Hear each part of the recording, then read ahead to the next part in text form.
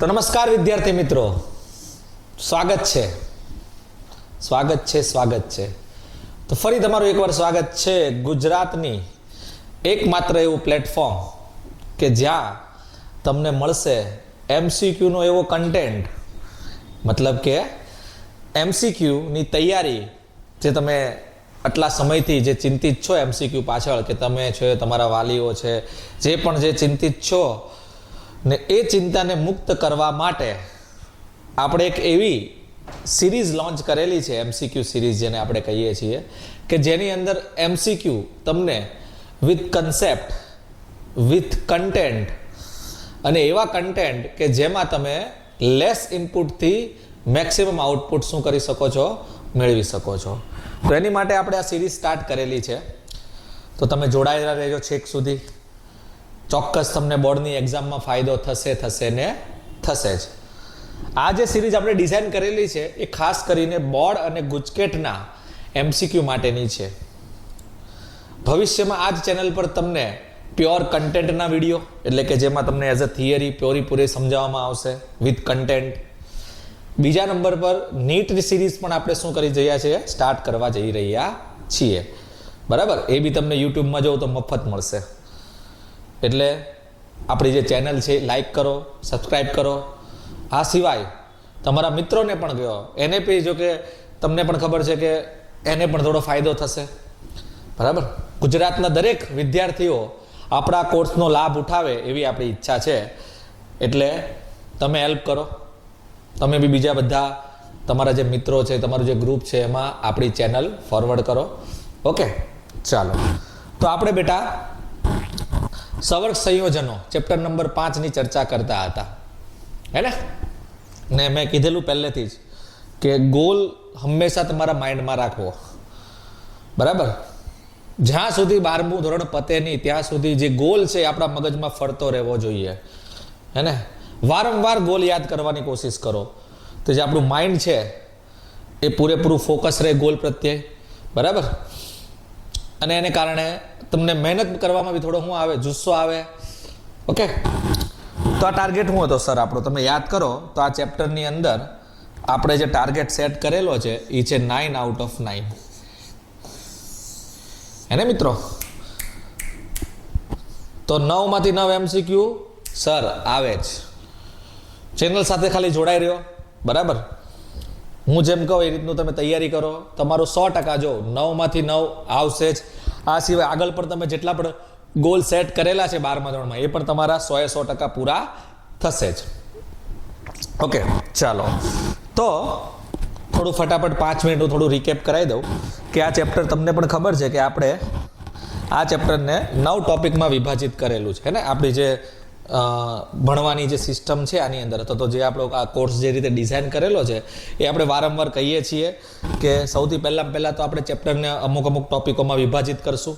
પછી ટોપિકને માત્ર MCQ માટે જેટલી પણ જરૂરી છે એટલો કન્ટેન્ટ, ફક્ત જેને કહેવાય પ્યોર કન્ટેન્ટ, હે ને.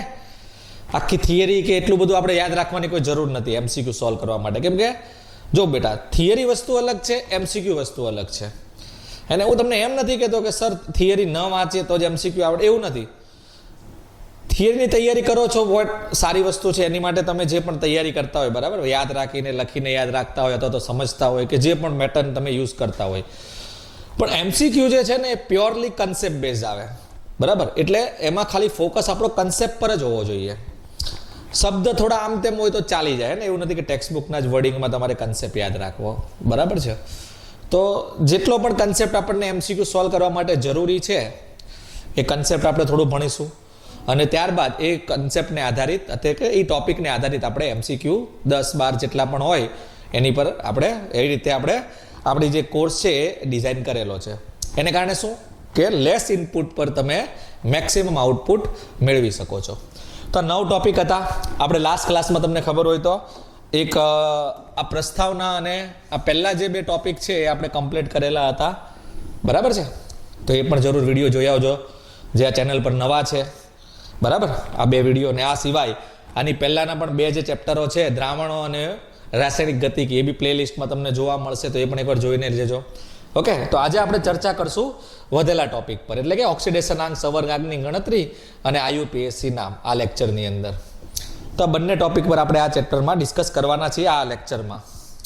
ઓકે, ને આ તમને ખબર હોય તો ક્રીમ પાર્ટ છે.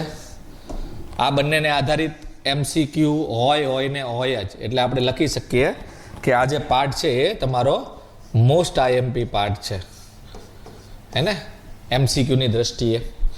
ઓકે, અથવા તો આ ચેપ્ટરની અન્ડરસ્ટેન્ડિંગની દ્રષ્ટિએ પણ આ ચેપ્ટર ભાગ બહુ મહત્વનો છે. ઓકે, ચાલો આગળ વધીએ. તો હવે આપણે વાત કરીએ છીએ પહેલા ઓક્સિડેશનાંક અને સંવર્ગાંકની ગણતરી પર. બરાબર છે, ચાલો. તો બેટા હવે સમય આવી ગયો છે કે હવેથી જે ચેપ્ટર બાકી છે, જેટલા પણ ટોપિક, એમાં હવે આપણે સૌથી મેઇન સમજવાનું છે લિગેન્ડને, હે ને. લિગેન્ડ એટલે આપણને ખબર છે આપણી ઘરવાળી, હે ને. મેં આપણે ઘર બનાવેલું, એની અંદર જે એક હસબન્ડ હોય, એક વાઈફ હોય, બરાબર, આપણે એ રીતે યાદ રાખેલું. એટલે આને સમજવી બહુ જરૂરી છે, બરાબર. આની પર ગ્રીપ સારી હશે તો આ ચેપ્ટર તમારું જો એકદમ ઇઝી છે. આની પછીના જેટલા પણ તમને પણ ખબર છે આ ચેપ્ટર તમે ભણી ગયા છો, કસર, સંયોજકતા, બંધનવાદ છે, સ્ફટિક ક્ષેત્રવાદ છે, એ થોડુંક અઘરું પડે છે, બરાબર. તો બેટા બહુ ઇઝી છે, હાવ ઇઝી, ચપટી વગાડતા તમને આવડી જશે, બરાબર છે. બહુ ઇઝી વસ્તુઓ છે. ખાલી મેઇન શું છે, આપણી લિગેન્ડ પર ગ્રીપ કેવી છે એ. ઓકે, તો હવે આપણે લિગેન્ડને એક તો પહેલાં તો બેટા NCERTમાં તમને જેટલા પણ લિગેન્ડ આપેલા છે, લિગેન્ડને થોડું બરાબર વ્યવસ્થિત વાંચી લો, બરાબર.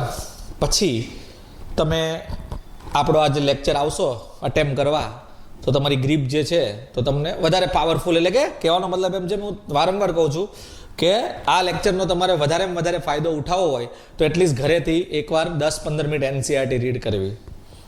તો હું તમને એક રિક્વેસ્ટ કરું છું કે આ લેક્ચરનો તમારે જો 100% ફાયદો ઉઠાવવો હોય તો પહેલાં તો તમારી ટેક્સ્ટ બુકમાં અથવા તો તમે નોટબુક બનાવી હશે એની અંદર લિગેન્ડનું તમે જે લિસ્ટ બનાવેલું હશે કે સર આ લિગેન્ડ છે, એ લિગેન્ડ એકવાર સારી રીતે વાંચી લેવા.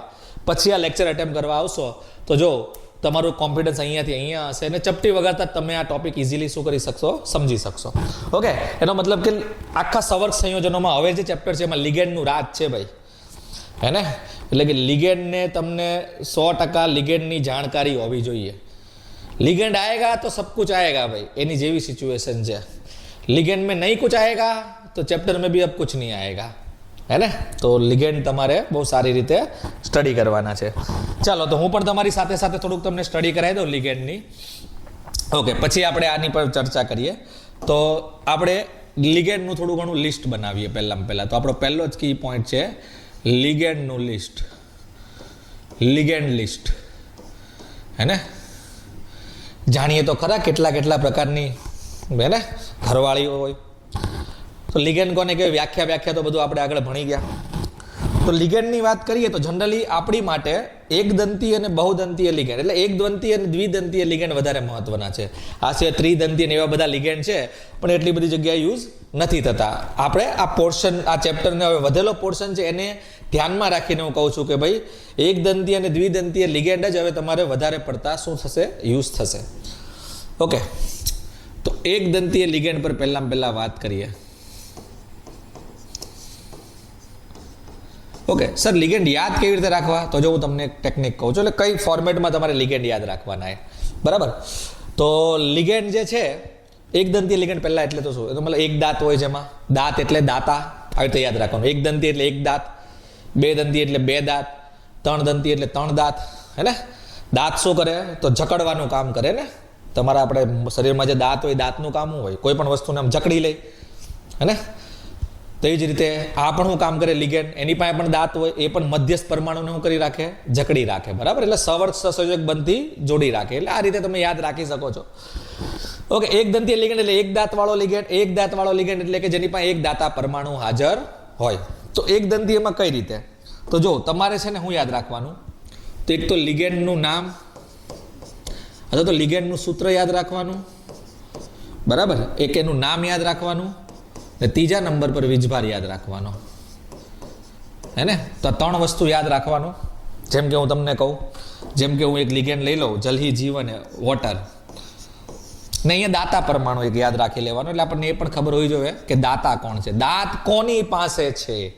જેમ કે પાણી છે તો તમને ખબર છે આમાં હાઇડ્રોજન પણ છે ને ઓક્સિજન પણ છે, તો એમાંથી દાતા કોણ છે, હાઇડ્રોજન છે કે ઓક્સિજન છે, એટલે એ પણ આપણે લિસ્ટમાં રાખી દઈએ ને. તો આ ફોર્મેટમાં તમે એક લિસ્ટ બનાવી દેજો, જો કે હું અહીંયા બનાવડાવું છું, તમે આમાંથી જોઈને પણ લખી શકો છો, અથવા તો તમે ઓલરેડી બનાવીને રાખેલું છે તો બી આપણે કંઈ વાંધો નથી, બરાબર. આપણે તો બેટા તૈયારીથી મતલબ છે, તમે અહીંયાથી તૈયારી, મેં જે લિસ્ટ બનાવું છું એ રીતે તૈયારી કરો, અથવા ઓલરેડી જો તમારે યાદ હોય તો એમાં ક્યાં વિચારવાનું છે ને મિત્રો, તો તમારે કંઈ અલગથી આ જ પેટર્નમાં યાદ રાખવું એ જરૂરી નથી. Okay, water. તો વોટરનું તમને ખબર હોય લિગેન્ડમાં નામ હોય એક્વા, હે ને. વોટરને શું કહેવાય, પાણીને શું કહીએ, એક્વા. એનો વીજભાર હોય 0, 0 વીજભાર એટલે કે તટસ્થ લિગેન્ડ છે, ને આમાં દાતા પરમાણુ હોય ઓક્સિજન, બરાબર. તો આ ફોર્મેટમાં જ યાદ રાખવાનું છે. જેમ કે બીજો એક લિગેન્ડ છે NH3, આને કહેવાય એમોનિયા, હે ને, પણ લિગેન્ડમાં એનું નામ છે એમાઇન અથવા અમ્માઇન, હે ને. સાઉથમાં કે ને અમ્મા, એમ અમ્માનું અમ્માઇન. એનો વીજભાર પણ 0 છે, કેમ કે જો આ બી તટસ્થ લિગેન્ડ છે, ને આમાં દાતા પરમાણુ આવશે નાઇટ્રોજન, હે ને, કેમ કે નાઇટ્રોજન પાસે યુગ્મ હોય. આપણને પણ ખબર છે કે જેની પાસે યુગ્મ હોય એ જ યુગ્મ દાન કરી શકે, હે ને. આમાં ઓક્સિજન પર યુગ્મ હોય, જો કે ઓક્સિજન બહુ ઓછી સંભાવના હોય કે યુગ્મ દાન કરે, કેમ કે એની વિદ્યુત ઋણતા બહુ વધારે હોય, તો પણ પાણી છે એમાં ઓક્સિજન યુગ્મ દાન કરી શકે, બરાબર છે. આ સિવાય એક ફેમસ લિગેન્ડ છે CO. CO ને હું કહીએ સર, આમ તો એનું નામ થાય કાર્બન મોનોક્સાઇડ, પણ આનું નામ IUPAC વાળાએ લખેલું છે કાર્બોનિલ.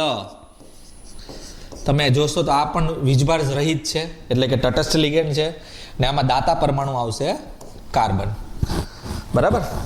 કાર્બન જનરલી એવું હોય 99% કે તમને જે પહેલો શબ્દ જે બતાવેલો હોય ને, સમજો કે તમને કોઈ સૂત્ર અહીંયા આપેલું છે, તો એમાં જે પહેલો જ શબ્દ હોય ને, પહેલો જ આપણો જે તત્વ છે, જે કે આમાં કાર્બન છે, આમાં નાઇટ્રોજન છે, તો લગભગ એવું છે કે પહેલું તત્વ જે હોય ને એ જ દાતા પરમાણુ હોય. પણ આમાં જો વોટર છે તો એમાં હાઇડ્રોજન દાતા પરમાણુ છે, એટલે આમાં ખાસ ધ્યાન રાખવાનું.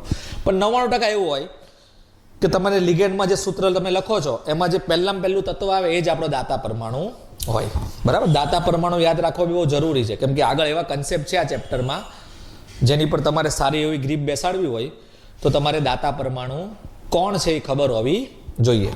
ચલો, તો આ બધા તટસ્થ લિગેન્ડ છે બેટા, ને પાછું મેઇન વાત કેવા છે, એક દંતી એટલે એક દાંતવાળા છે, હે ને. તટસ્થમાં 3 જનરલી વધારે યુઝ થાય છે. એક આવે PY, હે ને, PY ને કહેવાય પિરિડીન, ને આમાં દાતા પરમાણુ હોય, એનો વીજભાર હોય 0, ને દાતા પરમાણુ હોય N, બરાબર. હા, પિરિડીન આખું નહીં લખેલું હોય, ખાલી PY લખેલું હોય ને, એટલે શોર્ટકટ એનું એક નાનું એવું એક સ્વરૂપ આપેલું હોય, શોર્ટમાં લખેલું હોય ને. હા, પિરિડીનની રચના તમે જાણો જ છો, ઓર્ગેનિકમાં ઘણી બધી જગ્યાએ યુઝ કરેલું હશે, બેન્ઝીન જેવું જ હોય. ફરક એટલો હોય કે બેન્ઝીનની અંદર 6 કાર્બન હોય, જ્યારે પિરિડીનમાં 5 કાર્બન હોય અને 1 નાઇટ્રોજન હોય ને, એટલે આ નાઇટ્રોજન યુગ્મ દાન કરી શકે. ઓકે, તો આને આપણે કહીએ પિરિડીન. આ પણ તમે જો તો એક દંતીય લિગેન્ડ છે, એ બી તટસ્થવાળા. ઓકે, તો તટસ્થ જનરલી આ 3-4 જ છે એવા. હા, અને એક યાદ રાખો એમોનિયાવાળા. આ બહુ ઇમ્પોર્ટન્ટ વસ્તુ છે, સમજજો ધ્યાનથી. એમોનિયા અથવા એમોનિયાથી બનતા જે પણ કંઈ વ્યુત્પન્નો છે આને કહેવાય એમોનિયા વ્યુત્પન્નો.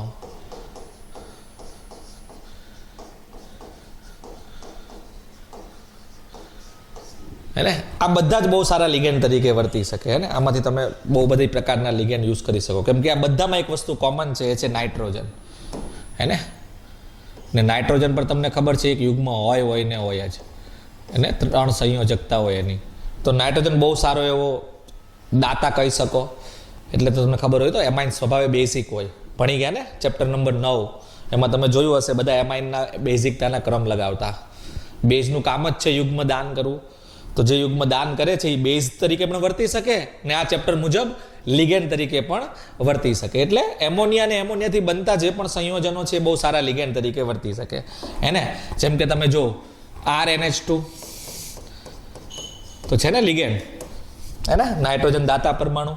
આરની જગ્યાએ ગમે યાદ રાખો, એનો મતલબ કે મિથાઇલ એમાઇન, ઇથાઇલ એમાઇન, હે ને. જેમ કે આની જગ્યાએ તમે ચાહો તો આરની જગ્યાએ CH3NH2 લખી શકો, હે ને. અથવા તો CH3CH2NH2 લખી શકો, હે ને, અથવા તો NH2NH2 લખી શકો, હાઇડ્રેઝિન, હે ને, અથવા તો NH2OH લખી શકો, હે ને, હાઇડ્રોક્સિલેમાઇન. તો મેં જોયું બહુ બધી લિસ્ટ છે. હવે આનું તો ETC જ લખી નાખું વગર, એટલે આની પર આપણે વધારે આગળ નથી જતા, પણ આમાંથી તમે જો તો આ પેટર્નના તમે ઘણા બધા લિગેન્ડ શું કરી શકો છો, બનાવી શકો છો. અને આ બધા જ ઓલ તટસ્થમાં જ આવશે, કેમ કે આ બધા તમે જો તો એક બી એમાં વીજભાર નથી, ને બધામાં દાતા પરમાણુ આવશે નાઇટ્રોજન, હે ને, કેમ કે નાઇટ્રોજન પર યુગ્મ હશે, અને આમાં 2 નાઇટ્રોજન છે, જોઈ લો. એટલે દ્વિદંતીય તરીકે વર્તન કરી શકે, હે ને. આમાં પણ તમે જો ઓક્સિજન દાતા પરમાણુ તરીકે નહીં વર્તે, કેમ કે ઓક્સિજનની યુગ્મ દાન કરવાની ક્ષમતા કેવી હોય છે, ઓછી હોય છે, હે ને. અથવા તો તમે આ પણ એક ડિઝાઇન કરી શકો, તમે જો તો આ પણ એક ફેમસ લિગેન્ડ છે, ને આ તમે જાણો પણ છો, CH2CH2NH2. આમાં તમે જો તો 2 નાઇટ્રોજન છે, એટલે 2 દાતા પરમાણુ થયા, એટલે આપણે આને શું કહી શકીએ, દ્વિદંતીય, હે ને. એટલે કે આ ઘરવાળીમાં 2 દાંત છે ભાઈ, ને 2 દાંતવાળી ઘરવાળી છે ભાઈ, 2 બાજુથી, હે ને, 2 દાંતથી જકડી રહેશે આ રીતે, એટલે દ્વિદંતીય લિગાન્ડ થયો. આનું નામ તમને પણ ખબર છે, ઇથેન છે, ને 2 એમાઇન છે, એટલે ઇથેન 1,2 ડાયમાઇન એનું નામ થઈ ગયું, ઇથેન 1,2 ડાયમાઇન, હે ને, જેને આપણે શોર્ટમાં EN તરીકે લખીએ છીએ, હે ને. હવે આ ઈની જગ્યાએ, ઇથેનની જગ્યાએ 3 કરી નાખો કાર્બન, તો પ્રોપેન થઈ જાય, તો પ્રોપેન 1,2 ડાયમાઇન, હે ને. તો એને PN કહેવામાં આવે. જેમ કે એક લખું છું PN પણ લિગેન્ડ જ થયો ને. PN નો મતલબ શું થાય, હે ને. આમાં જો આ રીતે યાદ રાખવાનું, ઈ એટલો મિનિંગ શું થાય, તો ઇથેનનો ઈ, એમાઇન તમને ખબર તો નાઇટ્રોજનથી ચાલુ થાય એટલે N, એમાઇન. PN એટલે પ્રોપેન, N એટલે એમાઇન, આ રીતે. તો આનું મતલબ થશે પ્રોપેન 1,3 ડાયમાઇન. તો આને આપણે PN કહીએ, બરાબર છે. તો આ બધા બેટા નાઇટ્રોજનથી બનતા અથવા તો એમોનિયાથી બનતા બધા લિગેન્ડો છે, હે ને. તો આ બધા જ લિગેન્ડો તમે યાદ રાખી શકો, ને આ બધાના નામ નોર્મલ નામ જ છે, જે આમાં IUPAC એ નામમાં કોઈ વધારે ફેરફાર નથી કર્યો. તમે જો આની આગળ તો IUPACમાં આમાં નામમાં ફેરફાર કરેલો છે. આને આપણે પાણી કહીએ, પણ IUPAC શું નામ આપેલું છે, લિગેન્ડનું એક્વા. આને આપણે એમાઇન કહીએ, તો આનું નામ શું છે, એમાઇન. આને ખબર છે કાર્બન મોનોક્સાઇડ કહીએ, પણ એનું નામ શું રાખેલું છે, આપણે કાર્બોનિલ. પણ એમોનિયાથી બનતા જે પણ આપણા લિગેન્ડ છે, એનું જે નામ છે એ જ નામ તમે યાદ રાખો, એ જ લિગેન્ડનું નામ થઈ જશે, બરાબર છે. ચાલો, તો આ એક ખાસ ધ્યાન રાખવું કે એમોનિયાથી અથવા તો એમોનિયાના વ્યુત્પન્નોમાંથી આપણે ઘણા બધા લિગેન્ડો શું કરી શકીએ છીએ, બનાવી શકીએ છીએ. હા, પણ એક વસ્તુ ખાસ ધ્યાન રાખજો બેટા, આને કહેવાય એમોનિયમ આયન, NH4+1. આ લિગેન્ડ તરીકે વર્તે નહીં.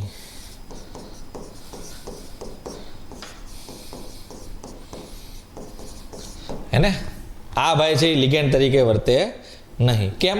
કેમ કે એમોનિયમ આયન છે એમાં નાઇટ્રોજન જે યુગ્મ ઓલરેડી દાન કરી દીધેલું હશે. તમે આ ભણ્યા હશો, હે ને, કે ભાઈ આ બને કઈ રીતે. તો આ બનવા માટે તમને પણ ખબર છે, એમોનિયાની પ્રક્રિયા કોની હારે કરાવી પડે, H+ સાથે, તો જ તમારું NH4+ બને. તો આમાં જે નાઇટ્રોજન પાઈ યુગ્મ હતું એ ઓલરેડી હાઇડ્રોજનને દાન કરી દીધેલું હશે, એટલે હવે નાઇટ્રોજન પાઈ યુગ્મ અવેલેબલ નથી. ને તમને પણ ખબર છે લિગેન્ડમાં શું ક્વોલિટી હોય, તો અબંધકારક ઇલેક્ટ્રોન યુગ્મ હોય તો જ લિગેન્ડ તરીકે વર્તી શકે. તો આમાં જો દાંત છે એ પતી ગયેલા છે ને, દાંતથી જો એને હાઇડ્રોજનને જકડી લીધેલો છે ને, એટલે હવે આગળ NH4+ લિગેન્ડ તરીકે વર્તી શકે નહીં, બરાબર છે. તો ધ્યાન રાખવું, ફોર્મમાં એમની સમજવાનો આ બે એમોનિયા જેવું છે એટલે આ પણ લિગેન્ડ છે ને. ચાલો આગળ વધીએ. તો હવે પાછા એક દંતીય પર આવીએ. તો બીજા બધા ઋણ વીજભારિત ધરાવતા પણ લિગેન્ડ છે જે એક દંતીયમાં આવે, બરાબર. જેમ કે તમને પણ ખબર છે Cl-, Br-, I-, OH-, બરાબર ને, F-, હે ને, O-2, બરાબર છે, N-3, ઓકે. પછી Cn-, NO2-, બરાબર. પછી Nc-, ONO-, બરાબર, SCN-, NCS માઇનસ, બરાબર. તો આ બધા બેટા એક દંતીય લિગેન્ડના જ લિસ્ટ છે, હે ને. ઓલરેડી તમે નામ જાણતા જશો, હે ને.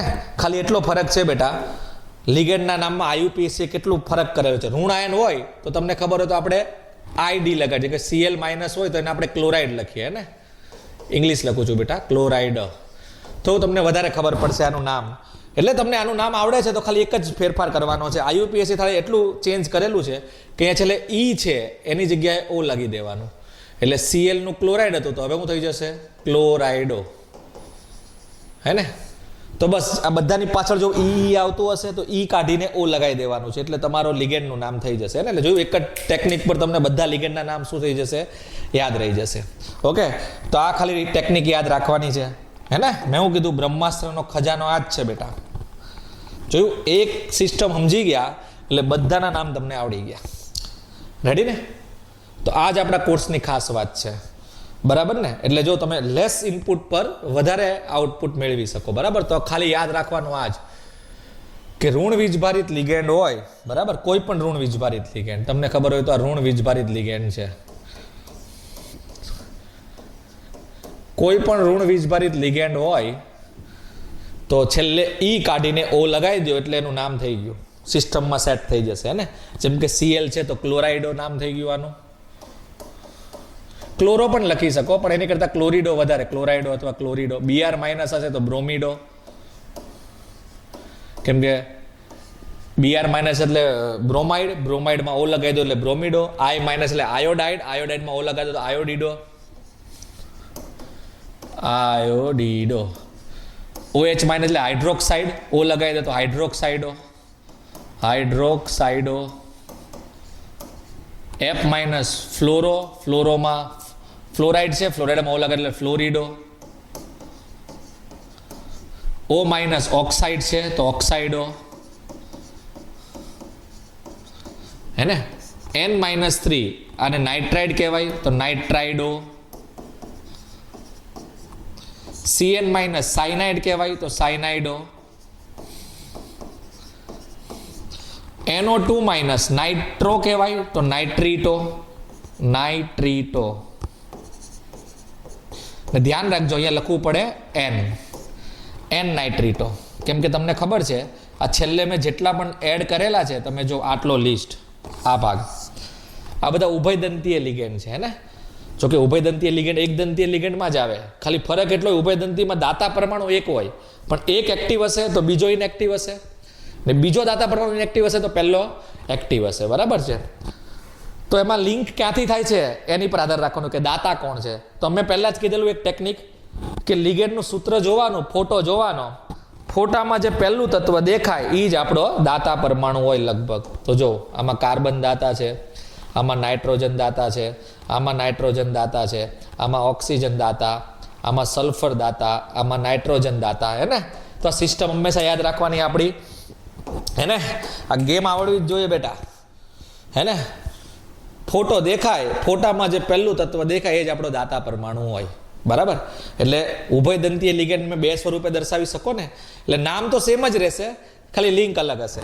જેમ કે આમાં જો સાયનાઇડો જ કહેવાય પણ N થી લિંકેજ છે, એટલે આમાં આપણે C થી, સોરી, એટલે આને કહેવાય સાયનાઇડો C, આને કહેવાય નાઇટ્રીટો N. હવે NC તો આ પણ તમે જો સાયનાઇડો જ છે, અને આઇસોસાયનાઇડો પણ લખી શકો, સાયનાઇડો પણ IUPAC એમ કીધેલું છે કે ઉભયદંતીય લિગેન્ડ છે તો નામ સેમ જ રાખવાનું, ખાલી લિંક ક્યાંથી છે એ લખી નાખવાનું. જેમ કે આ સાયનાઇડો છે, C થી લિંક હતું તો આ પણ સાયનાઇડો છે તો પણ N થી લિંક છે, એટલે આનું પણ નામ તમે લખો તો આ જ લખશો, સાયનાઇડો. લિંક ક્યાંથી છે તો કે N, અથવા તો આઇસોસાયનાઇડો પણ લખી શકો. જેમ કે ONO, આ પણ તમે જો નાઇટ્રો જ છે, નાઇટ્રીટો જ છે, તો આનું નામ પણ નાઇટ્રીટો જ થશે. ખાલી લિંક ક્યાંથી છે તો કે O થી. આને તમને ખબર છે થાયોસાયનાઇડ કહેવાય, તો આનું નામ થશે થાયોસાયનિડો, થાયોસાયનાઇટો.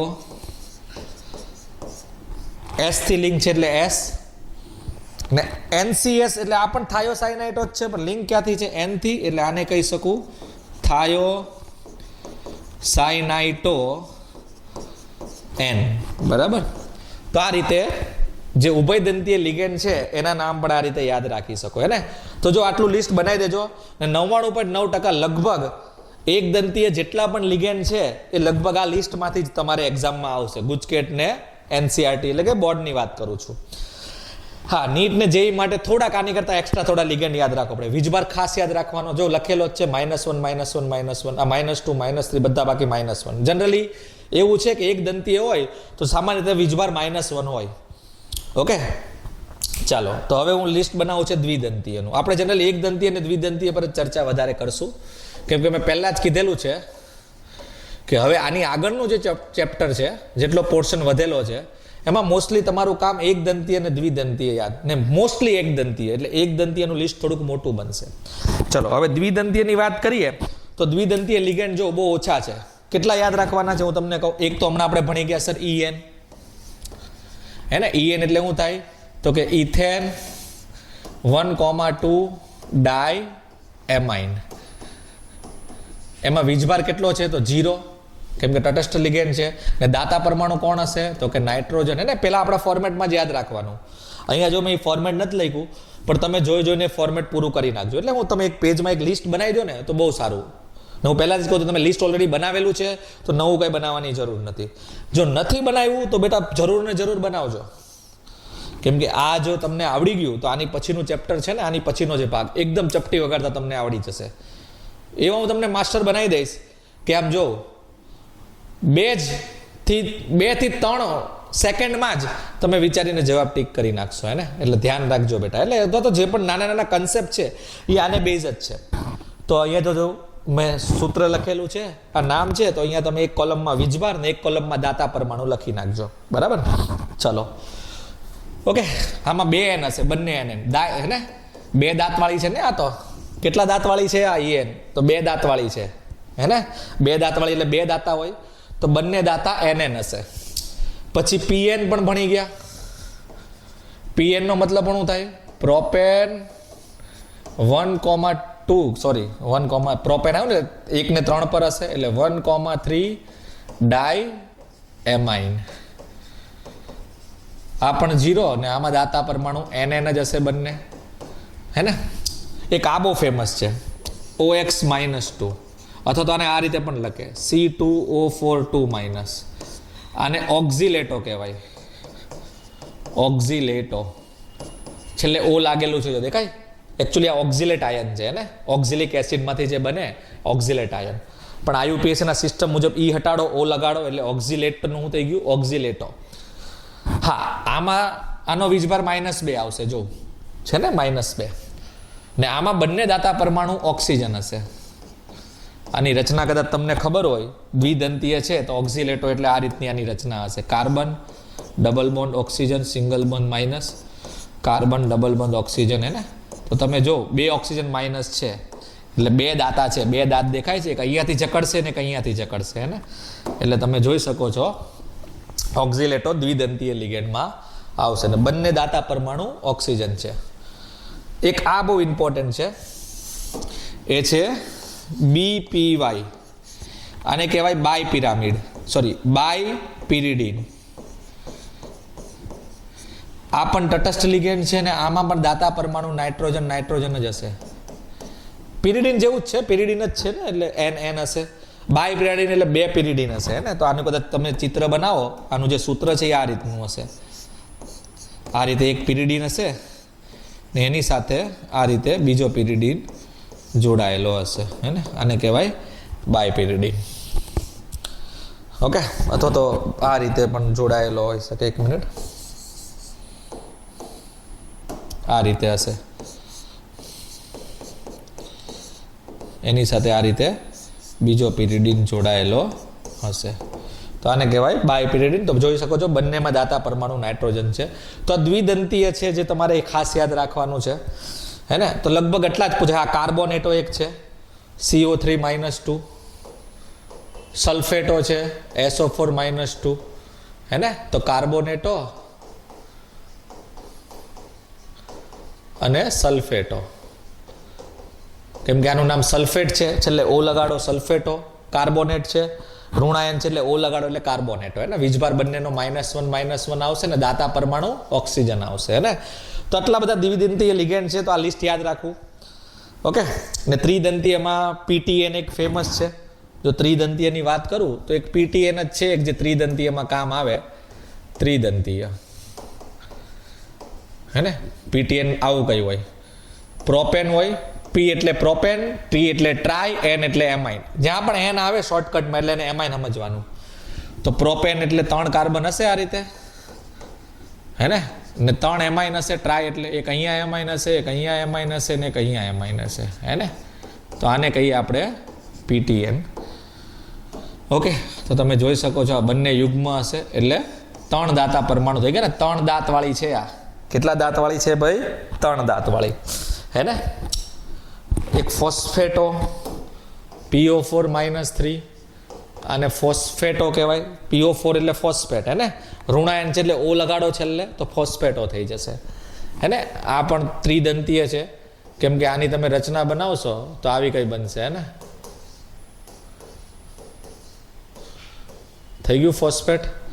ને તમે જોઈ શકો છો આ 3 O- દાતા પરમાણુ તરીકે વર્તશે, ને. એટલે 3 દાંત થઈ ગયા એટલે ફોસ્ફેટો પણ ત્રિદંતીયમાં આવે. તો ત્રિદંતીય જનરલી આ 1-2 જ છે જે રિપીટ થયા કરે છે. ઓકે, ચાલો. તો આ હતું આપણું લિગેન્ડનું લિસ્ટ. તો એકવાર જરૂર સમજી લેવું કે લિગેન્ડ બનાવી દેજો, બરાબર, કેમ કે હવે તમને આની ખૂબ જરૂર પડવાની છે. ચાલો, તો હવે આપણે મેઇન ટોપિક પર આવી દઈએ. લિસ્ટ થઈ ગયું આપણું. તો સર ઓક્સિડેશન આંક ને સંવર્ગાંક ગણવાનું છે. તો એક જ શબ્દમાં કહી દો ઓક્સિડેશન આંક એટલે શું. તો ઓક્સિડેશન આંક એટલે સિમ્પલ વીજભાર, હે ને. વીજભારને તમે શું કહો? ઓક્સિડેશન આંક. તને યાદ છે તો તમે 11મા ધોરણમાં વીજભાર ગણતા હતા ઓક્સિડેશન આંક, તો એ જ મેથડથી ઓક્સિડેશન આંક ગણવાનો છે. હા, સંવર્ગાંક કોને કહેવાય? તો સંવર્ગાંકને શોર્ટકટમાં આપણે યાદ રાખવાનું તો કુલ દાંત, એ રીતે યાદ રાખવાનું.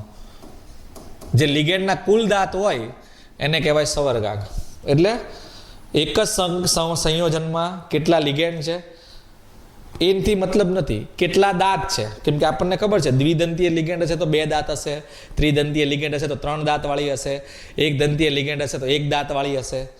તો કુલ કેટલા દાંત છે એની સંખ્યાને જ શું કહેવામાં આવે? સંવર્ગાંક. ને ઓક્સિડેશન આંક એટલે વીજભાર. તો બસ આ આપણું શોર્ટકટ, હે ને. તો આ ખાલી ખાસ યાદ રાખવાનું છે. એટલે તમારા જો ઓક્સિડેશન આંક ને સંવર્ગાંકના પ્રશ્નો આમ જ સોલ્વ થઈ જશે, હે ને. MCQ હું તમને કહું ને, ઓક્સિડેશન આંક અથવા સંવર્ગાંક પરથી MCQ આવશે જ. લખી નાખો. જે 9 MCQ નો ટાર્ગેટ છે ને, 9 માંથી 1 થી 2 MCQ તો હશે જ જેમાં ઓક્સિડેશન આંક કે સંવર્ગાંકની જરૂર પડશે, હે ને. તો ઓક્સિડેશન આંક એટલે સર તો કે વીજભાર. કોનો વીજભાર?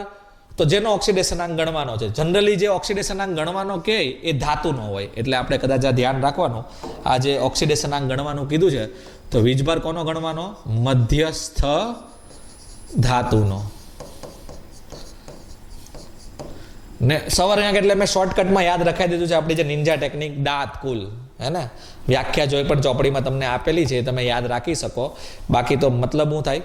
દાંત. ચાલો, તો આગળ વધીએ. હવે MCQ ની પ્રેક્ટિસ કરીએ, બરાબર. તો તમને ઇઝીલી ખબર પડશે. જેમ કે પહેલો MCQ તો તમને એમ આપેલું છે એક સંકીર્ણ MeN2C2O4Cl માં. ઓકે, તો એક સંકીર્ણ લખી નાખું. જો એક સવાલ હું સોલ્વ કરાવું છું પ્રોપરલી, પછી તો જો તમને આવડી ગયું તમે એકદમ ફટાફટ સોલ્વ કરી શકો છો. તો તમે જો એક આવું સંયોજન આપેલું છે. એક M એટલે કોઈ ધાતુ છે, એની સાથે 2 En જોડાયેલા છે, એક C2O4 જોડાયેલો છે અને એક Cl છે. ને તમને કીધું છે ઓક્સિડેશન આંક ને સંવર્ગાંકનો સરવાળો. તો પહેલા તો આપણે ગણીએ ઓક્સિડેશન આંક. સમજજો મિત્રો. તો સર ઓક્સિડેશન આંકનો મિનિંગ શું થાય? તો કે સર વીજભાર થાય. તો બસ વીજભાર ગણી નાખીએ. કોનો વીજભાર ગણવાનો છે? તો સર ધાતુનો. તો આપણે 11માની ટેકનિક, ધાતુનો વીજભાર X, En તટસ્થ લિગેન્ડ છે એટલે 0, C2O4 આપણને ખબર છે C2O4 એટલે ઓક્ઝિલેટો, વીજભાર -2 થાય એટલે આનો વીજભાર થશે -2 ને Cl નો વીજભાર સર -1 થાય. તો બસ આપણને ખબર પડી ગઈ. તો આપણે ઓક્સિડેશન આંક ગણવું હોય તો આપણી દેશી પદ્ધતિ 11માં ભણ્યા તો X વત્તા En નો 0 વત્તા C2O4 નો -2 વત્તા Cl નો -1 ને કુલ મળીને કેટલો થઈ ગયો? 0. આપણને ખબર છે આખું સંયોજન છે એટલે કુલ 0 જ હશે. તો બસ ગણી નાખો તો X નું મૂલ્ય કેટલું થઈ ગયું બેટા? +3. ઓકે, જોયું? થઈ ગયું સોલ્વ. હવે સંવર્ગાંક ગણવાનો છે. સર સવર્ગાંક એટલે શું થાય? તો કુલ દાંત. તો બસ કુલ દાંત ગણવાના છે બેટા. કયું સંયોજન છે આયરું? તો કુલ દાંત ગણીએ જો. તો પહેલા આના દાંત ગણીએ. ઈએન એટલે દ્વિદંતીય. દ્વિદંતીય એટલે એક ઈએનમાં બે દાંત હશે, બે દાંત વાળી છે ને, એવા બે છે એટલે કે આમાં 4 દાંત થઈ ગયા. C2O4 આપણને ખબર છે દ્વિદંતીય છે એટલે આ પણ બે દાંત વાળી છે, તો એક C2O4 છે એટલે એના પણ બે દાંત થઈ ગયા. બે દાંત થયા ને દ્વિદંતીય. Cl- તો લિગેન્ડ નથી એટલે એના તો કઈ દાંત નહીં હોય, લિગેન્ડના જ ખાલી દાંતા હોય. તો 4 ને 2 6 એટલે કુલ દાંતા કેટલા થઈ ગયા? 4 + 2 બરાબર કેટલા થઈ ગયા? 6. એટલે સવર્ગાંક 6, ઓક્સિડેશનાંક 3 ને તમને કીધું છે સરવાળો કરો, તો બંનેનો સરવાળો કરો તો 3 + 6 બરાબર કેટલો જવાબ આવશે બેટા? 9. તો જવાબ આવશે તમારો 9. ઓકે, ચલો હજી એક ટિપ્સ આપું મિત્રો, ખાસ ધ્યાન રાખજો. 90% એવું હોય, 90% બરાબર, કે તમારો જે સવર્ગાંક હોય એ મોસ્ટલી 2 ગુણ્યા ઓક્સિડેશનાંક થાય. મોસ્ટલી તમે પણ જો આ ચેપ્ટર ભણેલા જ છો, તમે પણ ઓક્સિડેશનાંક સવર્ગાંકની ગણતરી કરેલી જ છે ભવિષ્યમાં. તમારે જોવું 99% એવું થતું હોય કે જે ઓક્સિડેશનાંક આવે ને, જે સવર્ગાંક આવે ને, એ હંમેશા ઓક્સિડેશનાંકના ડબલ જેટલો જ હોય મોસ્ટલી સંયોજનોમાં. હે ને? તો આપણી આ ટિપ્સ, આપણો જે ખજાનો છે, ખજાનો ખાસ ધ્યાન રાખવો બરાબર. એક ખજાનો છે, તમને બહુ કામ લાગશે. જો આમાં બી સેટ થઈ ગયું ને, ઓક્સિડેશનાંક +3 તો સવર્ગાંક ડબલ થઈ જશે એટલે 3 કેટલા થઈ જશે. પણ તો બી ધ્યાન રાખવું, દર વખતે એવું થાય એવું જરૂરી નથી. ખાસ કરીને પ્લેટિનિયમમાં એવું નહીં થાય બરાબર. હું તમને અપવાદ પણ કહી દઉં જેટલા પણ છે બરાબર. પ્લેટિનિયમનો +1 ઓક્સિડેશનાંક વાળો પદાર્થ હોય ને તો લગભગ એનો સવર્ગાંક 2 જ હોય. પ્લેટિનિયમનો +2 વાળો પદાર્થ હશે ને તો એનો લગભગ સવર્ગાંક 4 થશે.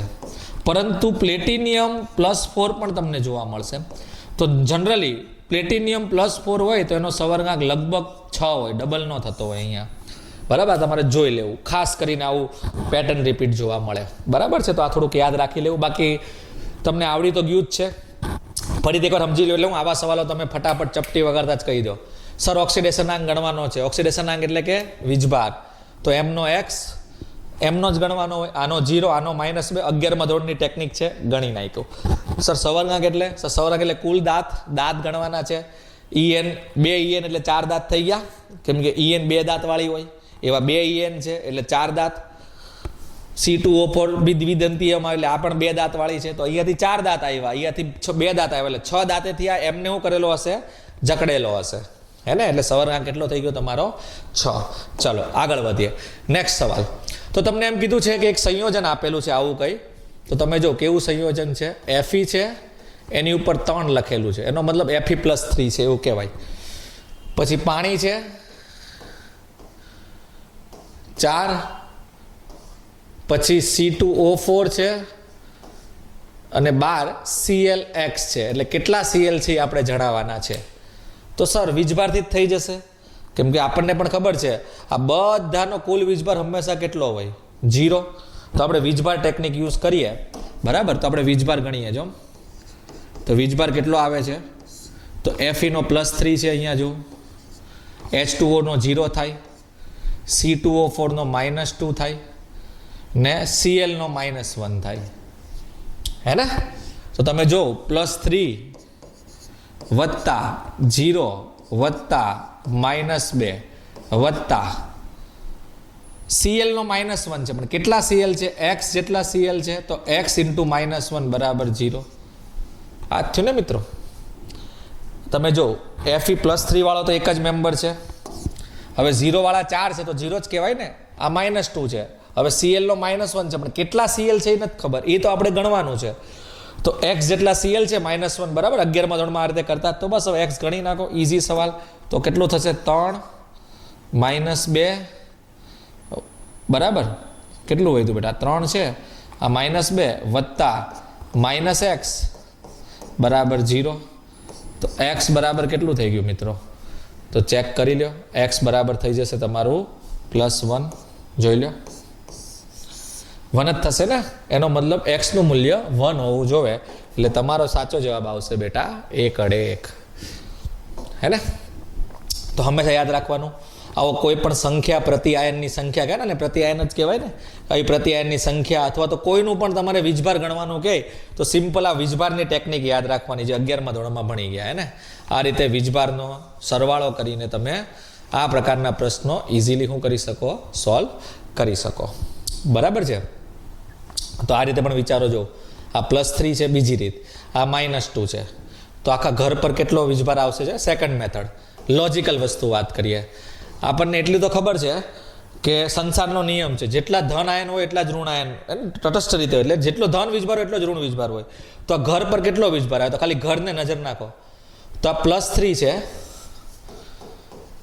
ને અહીંયા -2 છે, તો +3 -2 કરો એટલે +1 આવે. એનો મતલબ આ ઘર પર આટલા ભાગ પર કુલ વીજભાર કેટલો આવશે સર? તો કે +1. તો CL પર કુલ વીજભાર કેટલો આવશે? તો કે -1. તો CL કેટલા મૂકો તો -1 થાય? 1. તો ખબર પડી કે એનો મતલબ CL ની સંખ્યા કેટલી હશે? 1. આ રીતે પણ ગણી શકો, લોજિકલ. આ બધું ન બનાવવું હોય તો સિમ્પલ વસ્તુ છે, જોઈ લો. આપણને ખબર છે જેટલો ધન આયન વીજભાર હશે એટલો જ 12 ઋણ વીજભાર હશે. હે ને? કેમ કે કોઈ પણ સંયોજન હોય વિદ્યુતની દ્રષ્ટિએ તો તટસ્થ જ હોય. તો આમાં Fe +3 છે ને આ -2 છે, તો +3 -2 મતલબ આખા ઘર પર કેટલો વીજભાર છે? +1. તો આખા ઘર પર +1 વીજભાર છે, તો 12 બી કેટલો વીજભાર હશે સર? -1. -1 છે એટલે જો CL -1 છે, તો CL કેટલા લ્યો તો -1 થાય? તો સર 1. તો આવી ગયું CL ની સંખ્યા 1. એટલે આ રીતે લોજિકલી બી કન્સેપ્ટનો ઉપયોગ કરીને પણ તમે સમજી શકો છો. અથવા તો આ એક મેથડ છે જ 11માં તમે જે ભણી ગયા હતા એ. ચલો આગળ વધીએ. નેક્સ્ટ, NiCO4 માં મધ્યસ્થ ધાતુનો વીજભાર કેટલો થશે? પરમાણુનો વીજભાર એટલે બેટા આને જ આપણે ઓક્સિડેશન આંક કહેવાય. એટલે બીજી શબ્દમાં પૂછાય તો એમ પણ પૂછી શકાય ઓક્સિડેશન આંક કેટલો. તો બસ Ni નો ગણવાનો છે. તો પહેલા તો સંયોજન આપણે લઈ લઈએ. સંયોજન કયું આપેલું છે? NiCO4. તો લઈ લો. નિકલનો ગણવાનો છે, તો નિકલને આપણે x માની લઈએ. CO નો કેટલો થાય? 0. તો x + 0 = 0. x = 0. હે ને? 11માની ટેકનિક. તો કેટલો વીજભાર આવશે બેટા? તો 0 આવશે. હે ને? કેમ કે CO કાર્બોનિલ. કાર્બોનિલ કેવો લિગેન્ડ આવે? તટસ્થ. હે ને? ચલો આગળ વધીએ. નેક્સ્ટ, ચાલો. તો હવે તમને એમ કીધેલું છે કે એક સંયોજન આપેલું છે આ. ઓકે, એની અંદર પૂછેલું છે ક્રોમિયમનો સવર્ગાંક અને ઓક્સિડેશનાંક જણાવો. તો હવે તો બેટા તમે માસ્ટર બની ગયા છો એટલે આપણે ફટાફટ ચાલુ કરી નાખીએ. તો તમને પદાર્થ આપેલો છે K3 Cr C2O4 3. ચલો તો પહેલા તો ઓક્સિડેશનાંક ગણીએ. તો આપણને ખબર છે સર ઓક્સિડેશનાંક ગણવો હોય તો વીજભાર જોવે. તો બની નાખીએ 3 પોટેશિયમ એટલે +3 થઈ ગયું બેટા. 1 ક્રોમિયમ તો x, 3 C2O4 તો -6. એને 1 C2O4 નો -4 હોય, -2 હોય, તો 3 છે એટલે -6. તો x ગણી નાખીએ તો શું સમીકરણ બનશે? 3 + x + -6 = 0. માટે x બરાબર કેટલું આવશે બેટા? 3. હે ને? તો x નું મૂલ્ય આવી ગયું 3. હે ને? ઓક્સિડેશનાંક 3 આવ્યો તો સવર્ગાંક 6 જ હશે, જોઈ લેવું. જો ગણી પણ નાખીએ. ચાલો તો હવે સવર્ગાંક બી ગણીએ. બાકી મારી ટેકનિક પણ યુઝ કરી શકો. હે ને? 99% ટેકનિક યુઝ થાય જ. સવર્ગાંક કેટલો હશે? સવર્ગાંક એટલે દાંત ગણવાના છે. સવર્ગાંક એનો મતલબ શું થાય? કુલ દાંત. તો બેટા આમાં કોણ છે? તો એક જ લિગેન્ડ છે. કેટલા દાંત વાળી છે મિત્રો? C2O4 ઓક્સિલેટો સર 2 દાંત. 2 દાંત વાળી છે એવા 3 એટલે કેટલા દાંત થઈ ગયા? 6. તો સવર્ગાંક કેટલો થઈ ગયો? 6. વાર્તા પૂરી. જોયું? ઓક્સિડેશનાંક 3 આવ્યો, સવર્ગાંક ડબલ થઈ ગયો. 99% એવું થશે કે તમારો જે ઓક્સિડેશનાંક હશે એની કરતાં ડબલ શું આવશે? સવર્ગાંક આવશે. ઓકે, તો આમાં તમે જવાબ ચેક કરી શકો છો. +3 ને 6. તો જવાબ આવશે તમારો A. 6 અને +3. હે ને? પહેલા સવર્ગાંક ગણવાનો છે, પછી ઓક્સિડેશનાંક ગણવાનો છે. બરાબર? આવડી ગયું મિત્રો? જોયું? એકદમ ઈઝી. આ MCQ એટલે ખાલી લિગેન્ડનું પેલું લિસ્ટ બરાબર યાદ રાખો એટલે જો ઓક્સિડેશનાંક, સવર્ગાંક, આની આગળની જે પણ વસ્તુ છે, સંકરણ નક્કી કરવું, IUPAC નામકરણ, બધું જ આમ જો ચપટી વગાડતા તમને આવડી જશે. હે ને? ચલો આગળ વધીએ. નેક્સ્ટ, ચાલો તો આમાં તમને પૂછેલું છે નિકલનો સવર્ગાંક કેટલો? સર હવે તો અમને આવડી ગયું છે. સવર્ગાંક છે યસ સવર્ગાંક છે એટલે શું ગણવાનું છે બેટા? કંઈ નથી ગણવાનું, ખાલી કુલ દાંત ગણવાના છે. તો ગણી નાખો દાંત. તો C2O4 કેટલા દાંત વાળી સર? 2 દાંત વાળી, હે ને? 2 દાંત વાળી એવા 3 છે એટલે કુલ કેટલા દાંત થઈ ગયા સર? 6 દાંત. એટલે સવર્ગાંક કેટલો થઈ ગયો? 6. સીધી બાત, નો બકવાસ. જવાબ શું આવશે બેટા તમારો? 6. આગળ વધીએ.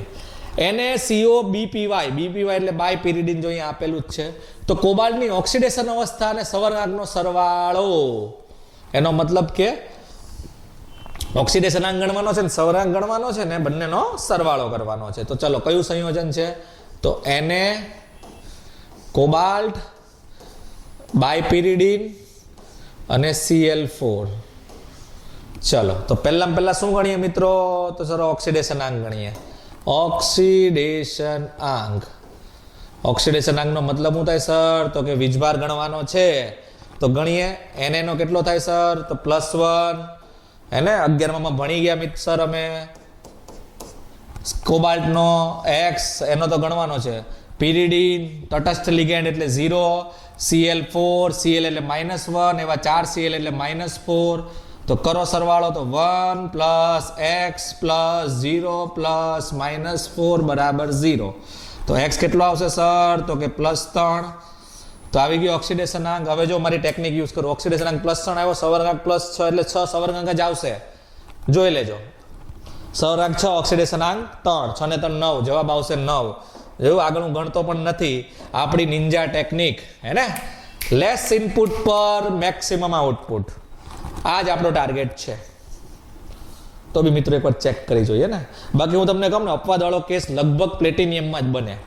એટલે પ્લેટિનિયમમાં જ ખાલી જોવાનું હોય કે પ્લેટિનિયમ +4 વાળો આવે ને જ્યારે, ત્યારે એનો સવર્ગાંક 8 ન થાય, 6 થાય, હે ને? બાકી તો જો બધામાં લગભગ આ ટેકનિક તમારી યુઝ થશે. નિકલવાળા અમુક સંયોજનો છે, બરાબર? આમાં તો જો નિકલ નથી. આ કોનું સંયોજન છે? કોબાલ્ટનું છે.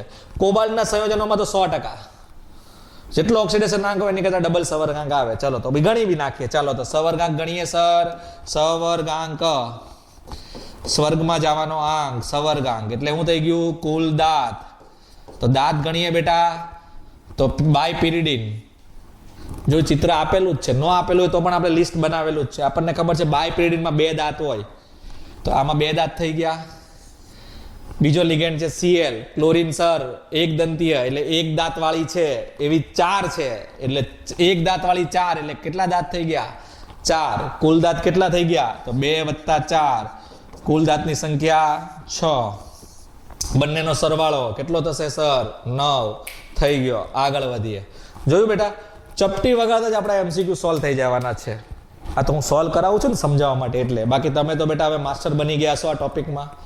જે કન્સેપ્ટ છે શીખી ગયા હશો ને. હવે જો તમારા MCQ ધાડ ફટાફટ થઈ જશે, હે ને? તો આવી જ ટિપ્સ એન્ડ ટ્રિક્સ સાથે તમારે જો કન્સેપ્ટ બહુ સારી રીતે વ્યવસ્થિત રીતે સ્ટડી કરવો હોય તો બેટા આપણી ચેનલ, એટલે કે ગુજરાતમાં માત્ર એક જ એવું પ્લેટફોર્મ છે ઓનલાઈન, બ્રહ્માસ્ત્ર, બરાબર? તો એની સાથે છેક સુધી જોડાયેલા રહેજો. તમારું રિઝલ્ટ, તમારે ધારેલો ગોલ છે કેમેસ્ટ્રીમાં, એ આવશે જ. ને બેટા આપણે નીટની સિરીઝ પણ લોન્ચ કરવાના છીએ. તો નીટમાં બી તમારે જો આવું પાવરફુલ થવું હોય, નીટ છે, જેઈ મેન્સ છે, બરાબર? તો પણ જો તમે સાથે જોડાયેલા લેજો, અને આટલી બધું નોલેજ તમને યુટ્યુબ પર મફતમાં મળશે. એટલે આપણી ચેનલ લાઈક કરો, જેમ બને એમ તમારા મિત્રોને પણ ફોરવર્ડ કરો, જેને કારણે એ લોકો પણ શું કરી શકે છે? સારી રીતે તૈયારી કરી શકે છે. ચાલો આગળ વધીએ.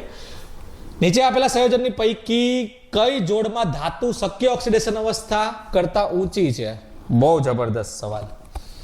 તો તમને શું કીધેલું? પહેલા તો ખબર ના પડે. તમને એમ કીધેલું છે કે કોઈ ધાતુ છે એની જે શક્ય ઓક્સિડેશન અવસ્થા છે, શક્ય ઓક્સિડેશન આંક છે, એની કરતાં આંક વધુ હોવો જોઈએ, સૌથી ઊંચો હોવો જોઈએ.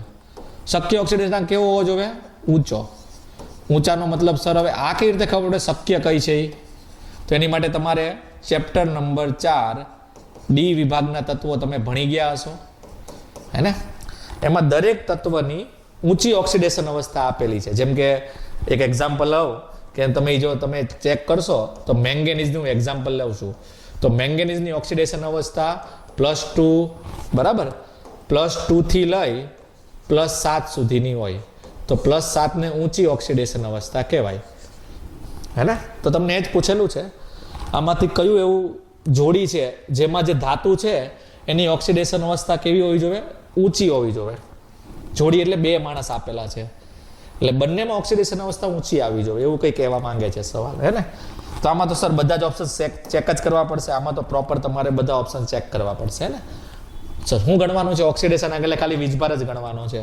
તો ચલો પહેલો ઓપ્શન પહેલા સોલ્વ કરીએ. ઓપ્શન નંબર એ શું આપેલું છે? પહેલો માણસ છે તમારો FeCN6-3. તો જો સર આમાં તમે ઓક્સિડેશન આંક ગણો તો આ Fe નો x, Cn6 છે એટલે -6 થઈ જશે, તો x વત્તા -6 ટકલા પર -3 છે. ધ્યાન રાખજો એ બરાબર 0 ન કરી દેતા બેટા, તમને ખબર છે ને આખાનો વીજભાર -3 છે એટલે કુલ -3 આવશે. તો સોલ્વ કરશો તો x નું મૂલ્ય કેટલું આવશે? +3. ને બીજો ભાઈ છે કોબાલ્ટ. બીજું સંયોજન કયું આપેલું છે બેટા? કોબાલ્ટ. તો એનું પણ ગણી નાખીએ શું વીજભાર આવે છે. Cobalt Cn6-3. તો આમાં પણ તમે જો તો કોબાલ્ટનો +3 જ આવશે, ચેક કરી લેજો. તો આમાં જો હવે તમે આ ચોથું ચેપ્ટરમાં બધાની રેન્જ નક્કી કરો તો એમાં તમને ખબર હોવી જોઈએ કે Fe છે ને એની મેક્સિમમ ઓક્સિડેશન અવસ્થા થશે +6, ઊંચામાં ઊંચી.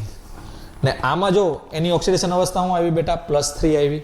તો શું આ ઊંચામાં ઊંચી થઈ? તો કે નહીં. ને સવાલમાં હું પૂછેલું છે ઊંચી હોવી જોઈએ, એનો મતલબ આ ઓપ્શન આવી શકે નહીં. ઓકે, ચલો હવે બી ઓપ્શન ચેક કરીએ. એનો મતલબ કે બસ આ રીતે બધામાં તમારે ઓક્સિડેશન આંક જોડવાનો છે, જેમાં મેક્સિમમ આવે. હવે કોની કઈ ઊંચી છે એની માટે તમારે આ રિફર કરવું પડે, બરાબર? એટલે કે તમને ડી વિભાગના તત્વોવાળો જે ઓક્સિડેશન આંકવાળો પોર્શન છે આખું ટેબલ આપેલું છે ને, એ ટેબલ તમને યાદ હોવું જોઈએ એટલે ખબર પડે કયા તત્વની ઓક્સિડેશન અવસ્થા મિનિમમ શું છે અને મેક્સિમમ શું છે. ચલો હવે બી ઓપ્શન ચેક કરીએ. હવે જો બેટા હું થોડું ફટાફટ કરું છું, બરાબર? એટલે હું આપણે થોડુંક વધારે MCQ સોલ્વ કરી શકીએ. તો CrO2Cl2 છે અને MnO4- છે. તો જો આ બંને માણસોમાં ચેક કરીએ, આમાં કોબાલ્ટનો તમે ક્રોમિયમનો ઓક્સિડેશન આંક કાઢશો તો +6 આવશે, જોઈ લેજો. જો બે ઓક્સિજન એટલે -4, બે ક્લોરીન એટલે -2, -4, -2, -6, તો પેલી બાજુ છે તો +6. ને આમાં Mn નો કાઢશો તો +7 આવશે. તો તમે જો ક્રોમિયમની મેક્સિમમ +6 જ હોય, એનો મતલબ આમાં ક્રોમિયમ ઊંચી ઓક્સિડેશન અવસ્થામાં છે. ને મેંગેનીઝનો બી મેક્સિમમ +7 જ હોય, એનો મતલબ આમાં બંને તત્વો, અહીંયા ક્રોમિયમ ને અહીંયા મેંગેનીઝ, બંને એની ઊંચી ઓક્સિડેશન અવસ્થામાં છે. ને તમને પૂછેલું જ એ છે કે કયું તત્વ, તો આપણો જવાબ આવી ગયો છે. જવાબ આવશે તમારો બી. એટલે આગળ હું ચેક કરતો નથી, પ્રેક્ટિસ માટે ચાહો તો તમે બાકી બધાના પણ ચેક કરી લેજો. ઓકે, તો આ રીતનો પ્રશ્ન હતો. ઓકે, ચાલો નેક્સ્ટ ક્વેશ્ચન. Pt2 એટલે તમને જો પ્લેટિનિયમ આપેલો છે 2 એટલે Pt+2 છે. બે ઓક્ઝિલેટ એટલે કે એની હારે બે OX જોડાયેલા છે, આપણે જોડાઈ દઈએ. તો બનતું સંકીર્ણ એટલે બંનેને ઘરમાં મૂકી દઈએ.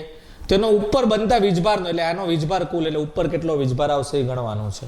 લ્યો સર, વીજભાર ગણવાનો છે એટલે બધાનો સરવાળો કરી નાખવાનો એટલે ખબર પડી જશે તમારું. તો બોલો પ્લેટિનિયમ એટલે આ કેટલો વીજભાર છે? +2 આપેલો જ છે. આપણને ખબર છે બે ઓક્ઝિલેટો છે, એક ઓક્ઝિલેટોનો -2 હોય તો બે ઓક્ઝિલેટોનો કેટલો થઈ ગયો? -4.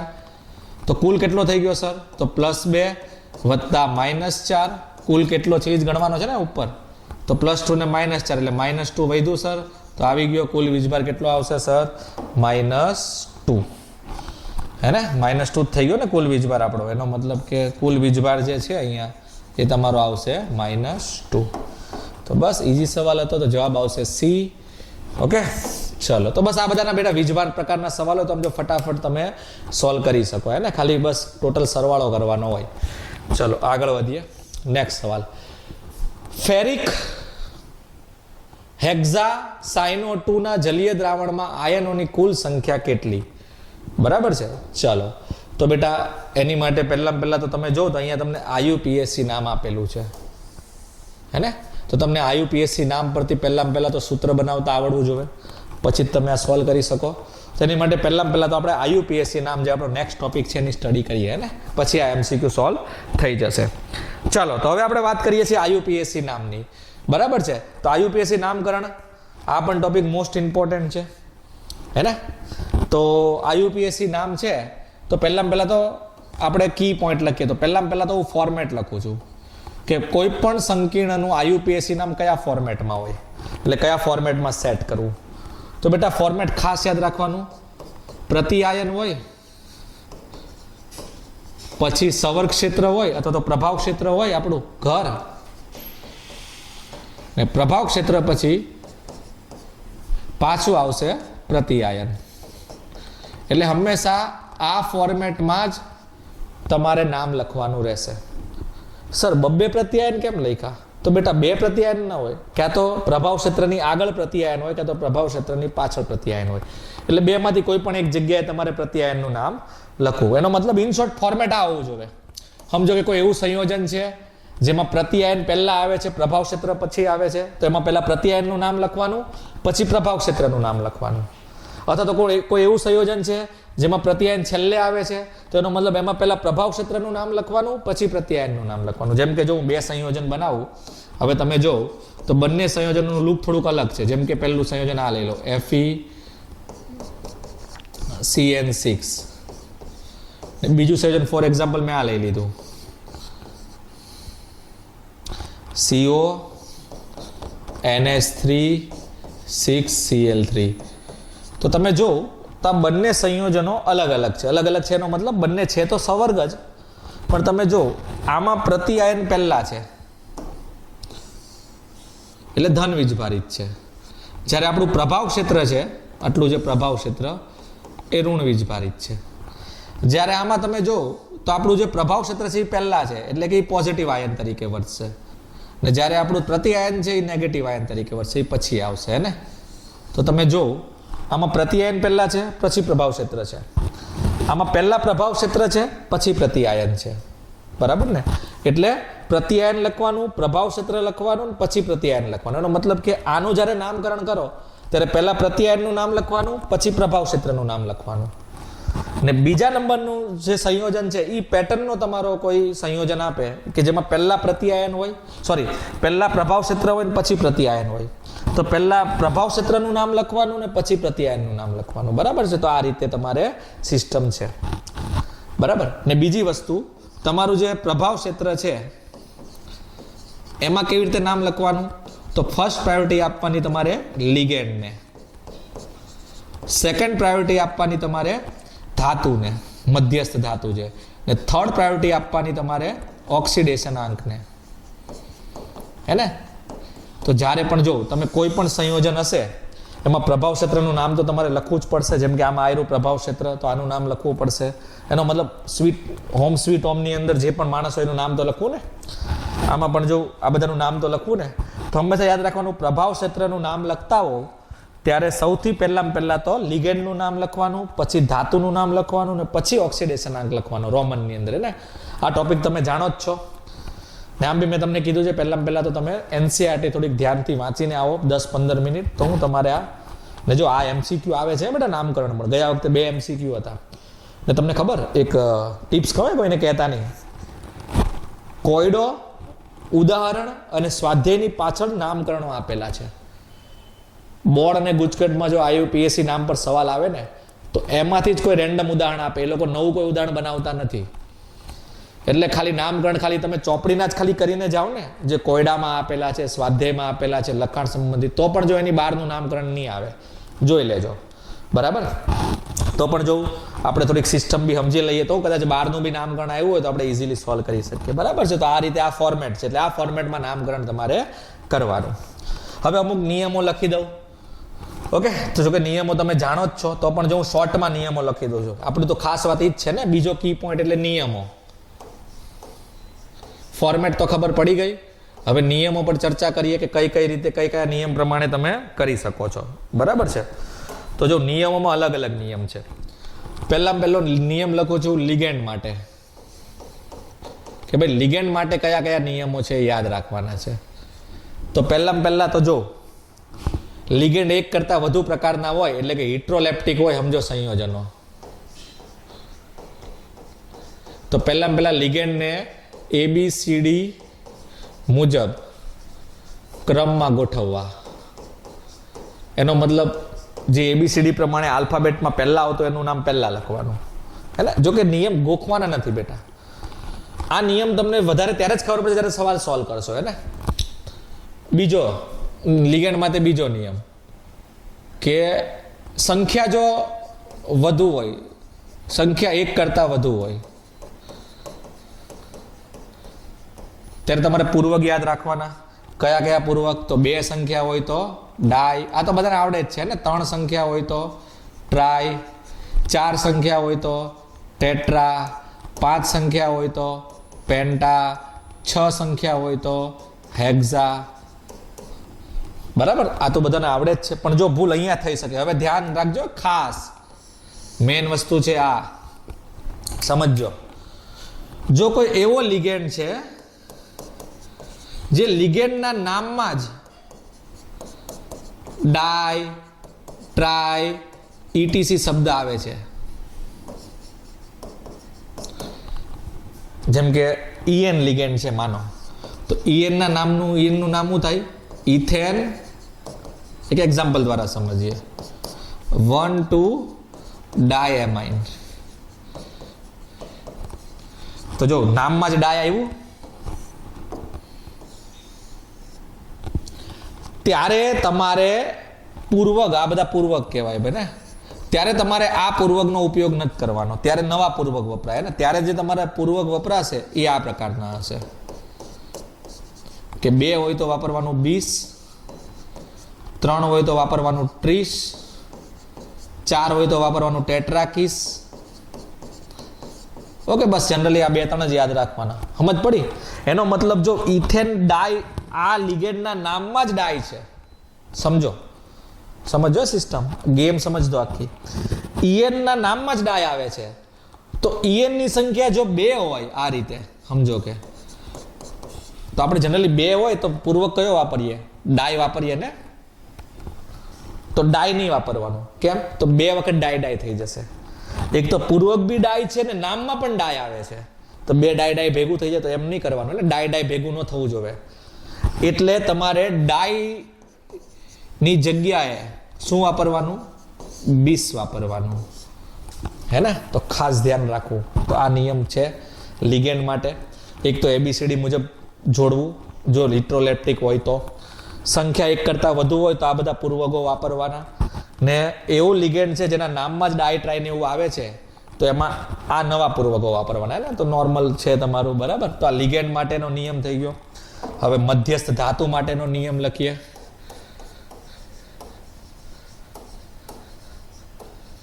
ઓકે, મધ્યસ્થ ધાતુ માટે બેટા કઈ નિયમ નથી. હા, ખાલી એટલું યાદ રાખવાનું, તમારું જો પ્રભાવ ક્ષેત્ર ઋણ હોય એટલે કે પહેલા પ્રત્યાયન આવતો હોય પછી પ્રભાવ ક્ષેત્ર આવતું હોય ત્યારે ધ્યાન રાખવાનું, ત્યારે ધાતુની પાછળ પ્રત્યય સ્વરૂપે એટ લગાડવું. અત્યારે જનરલી આપણે જેમ કે ક્રોમિયમ છે તો ક્રોમિયમ જ લખતા હોઈએ ને, તો આમાં ધ્યાન રાખવું, એટ લગાડવું પડે. કઈ રીતે સર સમજાવો એકવાર. તો CO એટલે આપણે કોબાલ્ટ લખીએ તો કોબાલ્ટની જગ્યાએ થઈ જશે કોબાલ્ટેટ. શું થઈ જશે? કોબાલ્ટેટ. એટ લગાડવાનું. જેમ કે કોપર છે અથવા તો હું માની લો ચલો પ્લેટિનિયમ છે તો આપણે પ્લેટિનિયમની જગ્યાએ લખવાનું પ્લેટિનેટ. પ્લેટિનિયમ, પ્લેટિનેટ. ક્રોમિયમ છે તો છેલ્લે એટ લગાડો એટલે આ થઈ જશે ક્રોમેટ. ETC ને. તો આ રીતે જેમ કે Fe છે તો Fe ને આપણે જનરલી આયન લખીએ ને, તો આમાં આયન નહીં લખવાનું, આને લખવાનું ફેરેટ. શું લખવાનું? ફેરેટ. ક્યારે લખવાનું? જો આપણું પ્રભાવ ક્ષેત્ર ઋણ હોય. ધન હોય તો આવી કોઈ સિસ્ટમ કરવાની જરૂર નથી. તો તમારે જે નામ આવે છે કોબાલ્ટ, નાઇટ્રો, જેમ કે cobalt, chromium, nickel, copper, ion બેઠું જ લખી નાખવાનું. હે ને? તો આમાં તો કોઈ જનરલી વધારે નિયમ નથી, આ એક જ નિયમ છે. ઓકે, ને પ્રતિ આયનના નામ તો તમારે જે લખવાના છે એ જ લખવાના છે, બરાબર. એટલે આ છે નિયમ છે, ખાસ કરીને જોઈને જવા. ઓકે. ને મેં તમને કીધું એમ એક ટિપ્સ આપી કે તમારે નામકરણવાળો ટોપિક રેડી કરવો છે તો ફક્ત ને ફક્ત ચોપડીમાં, સ્વાધ્યાય, કોયડામાં જેટલા પણ નામકરણ આપેલા છે એકવાર ફટાફટ કરી નાખો, બરાબર ને. એમાંથી જ સવાલો પૂછાય છે. ચાલો તો હવે MCQ કરીએ આપણે નામકરણ પર. તો પહેલો જ સવાલ છે, તો નીચેનામાંથી કયું સંકીર્ણ એવું છે જે વધુ વાહકતા દર્શાવે છે? તો સર આ તો વાહકતા વાળો છે, આમાં નામ ક્યાં છે? તો બેટા એકચ્યુઅલી આ આયુપેક નેમ કોન્સેપ્ટનો જ સવાલ છે. કેમ કે તમે જો ઓપ્શન્સમાં નામ આપેલા, આપણને એટલી તો ખબર છે સર, મને એટલી તો ખબર છે વાહકતા વાળો કોન્સેપ્ટ આગળ ભણી ગયા હે ને. આપણો બ્રહ્માસ્ત્રનો ખજાનો કાઢો એમાં તમે લખાવેલું છે સર, વાહકતા જે છે એ આયનોની સંખ્યાના સમપ્રમાણમાં હોય.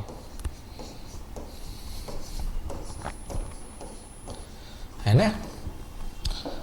આ તો કન્સેપ્ટ અમને આવડે છે સર, આ તો તમે લખાવેલું જ છે, આપણા ખજાનામાં આપણે એડ કરેલું જ છે. પણ બેટા આમાં તમે જો તો ઓપ્શન્સમાં IUPAC નામ આપેલા છે. તો IUPAC નામ પરથી આયનોની સંખ્યાને ખબર પડે ને. એનો મતલબ IUPAC નામ પરથી આપણે પહેલા તો શું બનાવવું પડે? સંયોજન બનાવવું પડે, પછી જ ખબર પડશે કેટલા આયનો છે ને. એટલે એકચ્યુઅલી આમાં જે મેઇન ટોપિક છે એ IUPAC નામકરણનો છે. ને IUPAC નામકરણ આવડે તમને તો જ પછી તમે આગળ એની વાહકતા નક્કી કરી શકો હે ને. ચાલો તો હવે પહેલા તો આપણે IUPAC નામકરણ કરીએ. મીન્સ આમાં તમે જો તો નામ આપેલું છે ને, તમારે ફોટો બનાવવાનો છે. બે પ્રકારના સવાલ હોય, કે તો નામ આપે સૂત્ર પૂછે, કે તો સૂત્ર આપે નામ પૂછે ને. એ બધું IUPAC નામકરણ જ કહેવાય. તો આમાં નામ આપેલું છે, તો ચલો પહેલું સોલ્વ કરીએ. પહેલું છે હેક્ઝા એમાઇન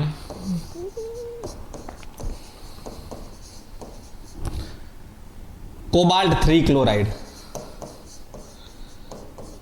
કોબાલ્ટ 3 ક્લોરાઇડ. ચલો તો આમાં તમને પહેલા તો આપણને ખબર જ છે ક્લોરાઇડ એટલે આ પ્રતિઆયન છે હે ને. અને આ આપણું સંવર્ગ સૂત્ર છે હે ને. ધાતુ હોય હંમેશા યાદ રાખવાનું, મધ્યસ્થ ધાતુની આગળ જે નામ હોય લિગેન્ડનું જ નામ હોય હે ને. કેમ કે લિગેન્ડ પહેલા લખવામાં આવે એટલે સમજવાનું કે આ આપણું સંવર્ગ પ્રભાવ ક્ષેત્ર થઈ ગયું. તો આપણે ફોટો બનાવીએ. તો બસ આમાં નામમાં તો ફોટો બનાવવો બહુ ઇઝી છે. પહેલાં ધ્યાન રાખવાનું પ્રભાવ ક્ષેત્રનો ફોટો બનાવવાનો, મીન્સ ચિત્ર બનાવવાનું, પછી જ પ્રતિઆયનને સેટ કરવાના. આમાં પ્રતિઆયન સેટ કરવા પડે. જો હેક્ઝા એમાઇન એટલે મને એટલું તો ખબર છે સર 6 એમોનિયા છે ને. એમાઇન એટલે એમોનિયા, હેક્ઝા એટલે 6 છે, કોબાલ્ટ છે એટલે CO છે. તો સર થઈ ગયું, આખું નામ થઈ ગયું પ્રભાવ ક્ષેત્રનું, હેક્ઝા એમાઇન કોબાલ્ટ. ઓકે. હવે કોને સેટ કરવાના રહ્યા? ધ્યાન રાખો, મારો શબ્દ પકડજો, ભાર આપજો. પ્રભાવ ક્ષેત્ર લખવાનું ને પ્રતિઆયનોને ખાલી સેટ કરવાના હોય વીજભાર પ્રમાણે. ધ્યાન રાખજો, ક્લોરાઇડ છે Cl લખી નહીં નાખતા, ખોટું પડશે. સેટ કરવા પડે. સેટ કરવા મતલબ કે વીજભાર તો હરખો હોવો જોઈએ ને. કેમ કે સંસારનો પહેલો નિયમ તો એ જ કહે છે કેમેસ્ટ્રીનો, કે કોઈ પણ સંયોજન હોય વિદ્યુતની દ્રષ્ટિએ તટસ્થ હોય. તો જેટલો વીજભાર ધન હશે એટલો જ વીજભાર ઋણ હશે ને. તો પહેલા તો આપણે આપણો જે પ્રભાવ ક્ષેત્ર છે એનો વીજભાર ગણી નાખીએ. તો કઈ રીતે વીજભાર ગણ્યો સર? તો સર કોબાલ્ટ +3 છે, જો આપેલો જ છે ઓક્સિડેશન અંક. એમોનિયા 6 છે તો 0.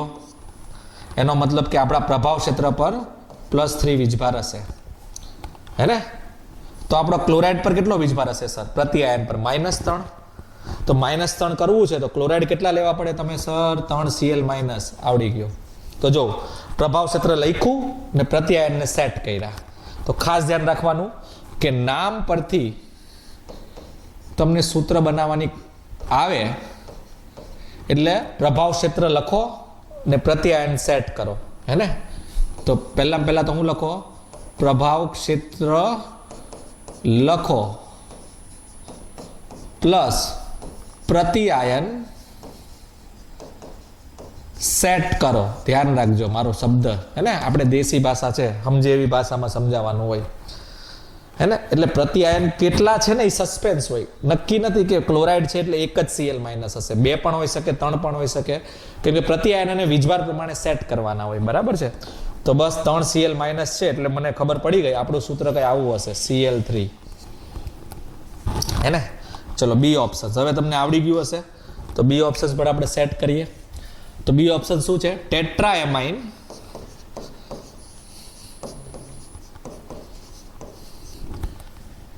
ડાઇક્લોરાઇડો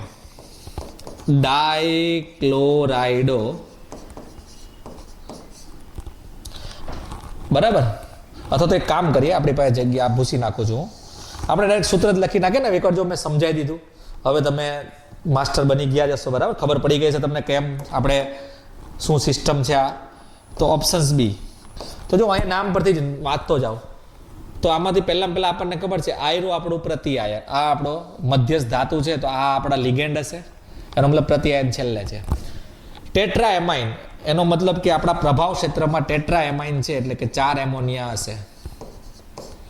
પછી શું આપેલું છે સર? ડાયક્લોરિડો એટલે 2 Cl હશે. કોબાલ્ટ એટલે 1 CO હશે.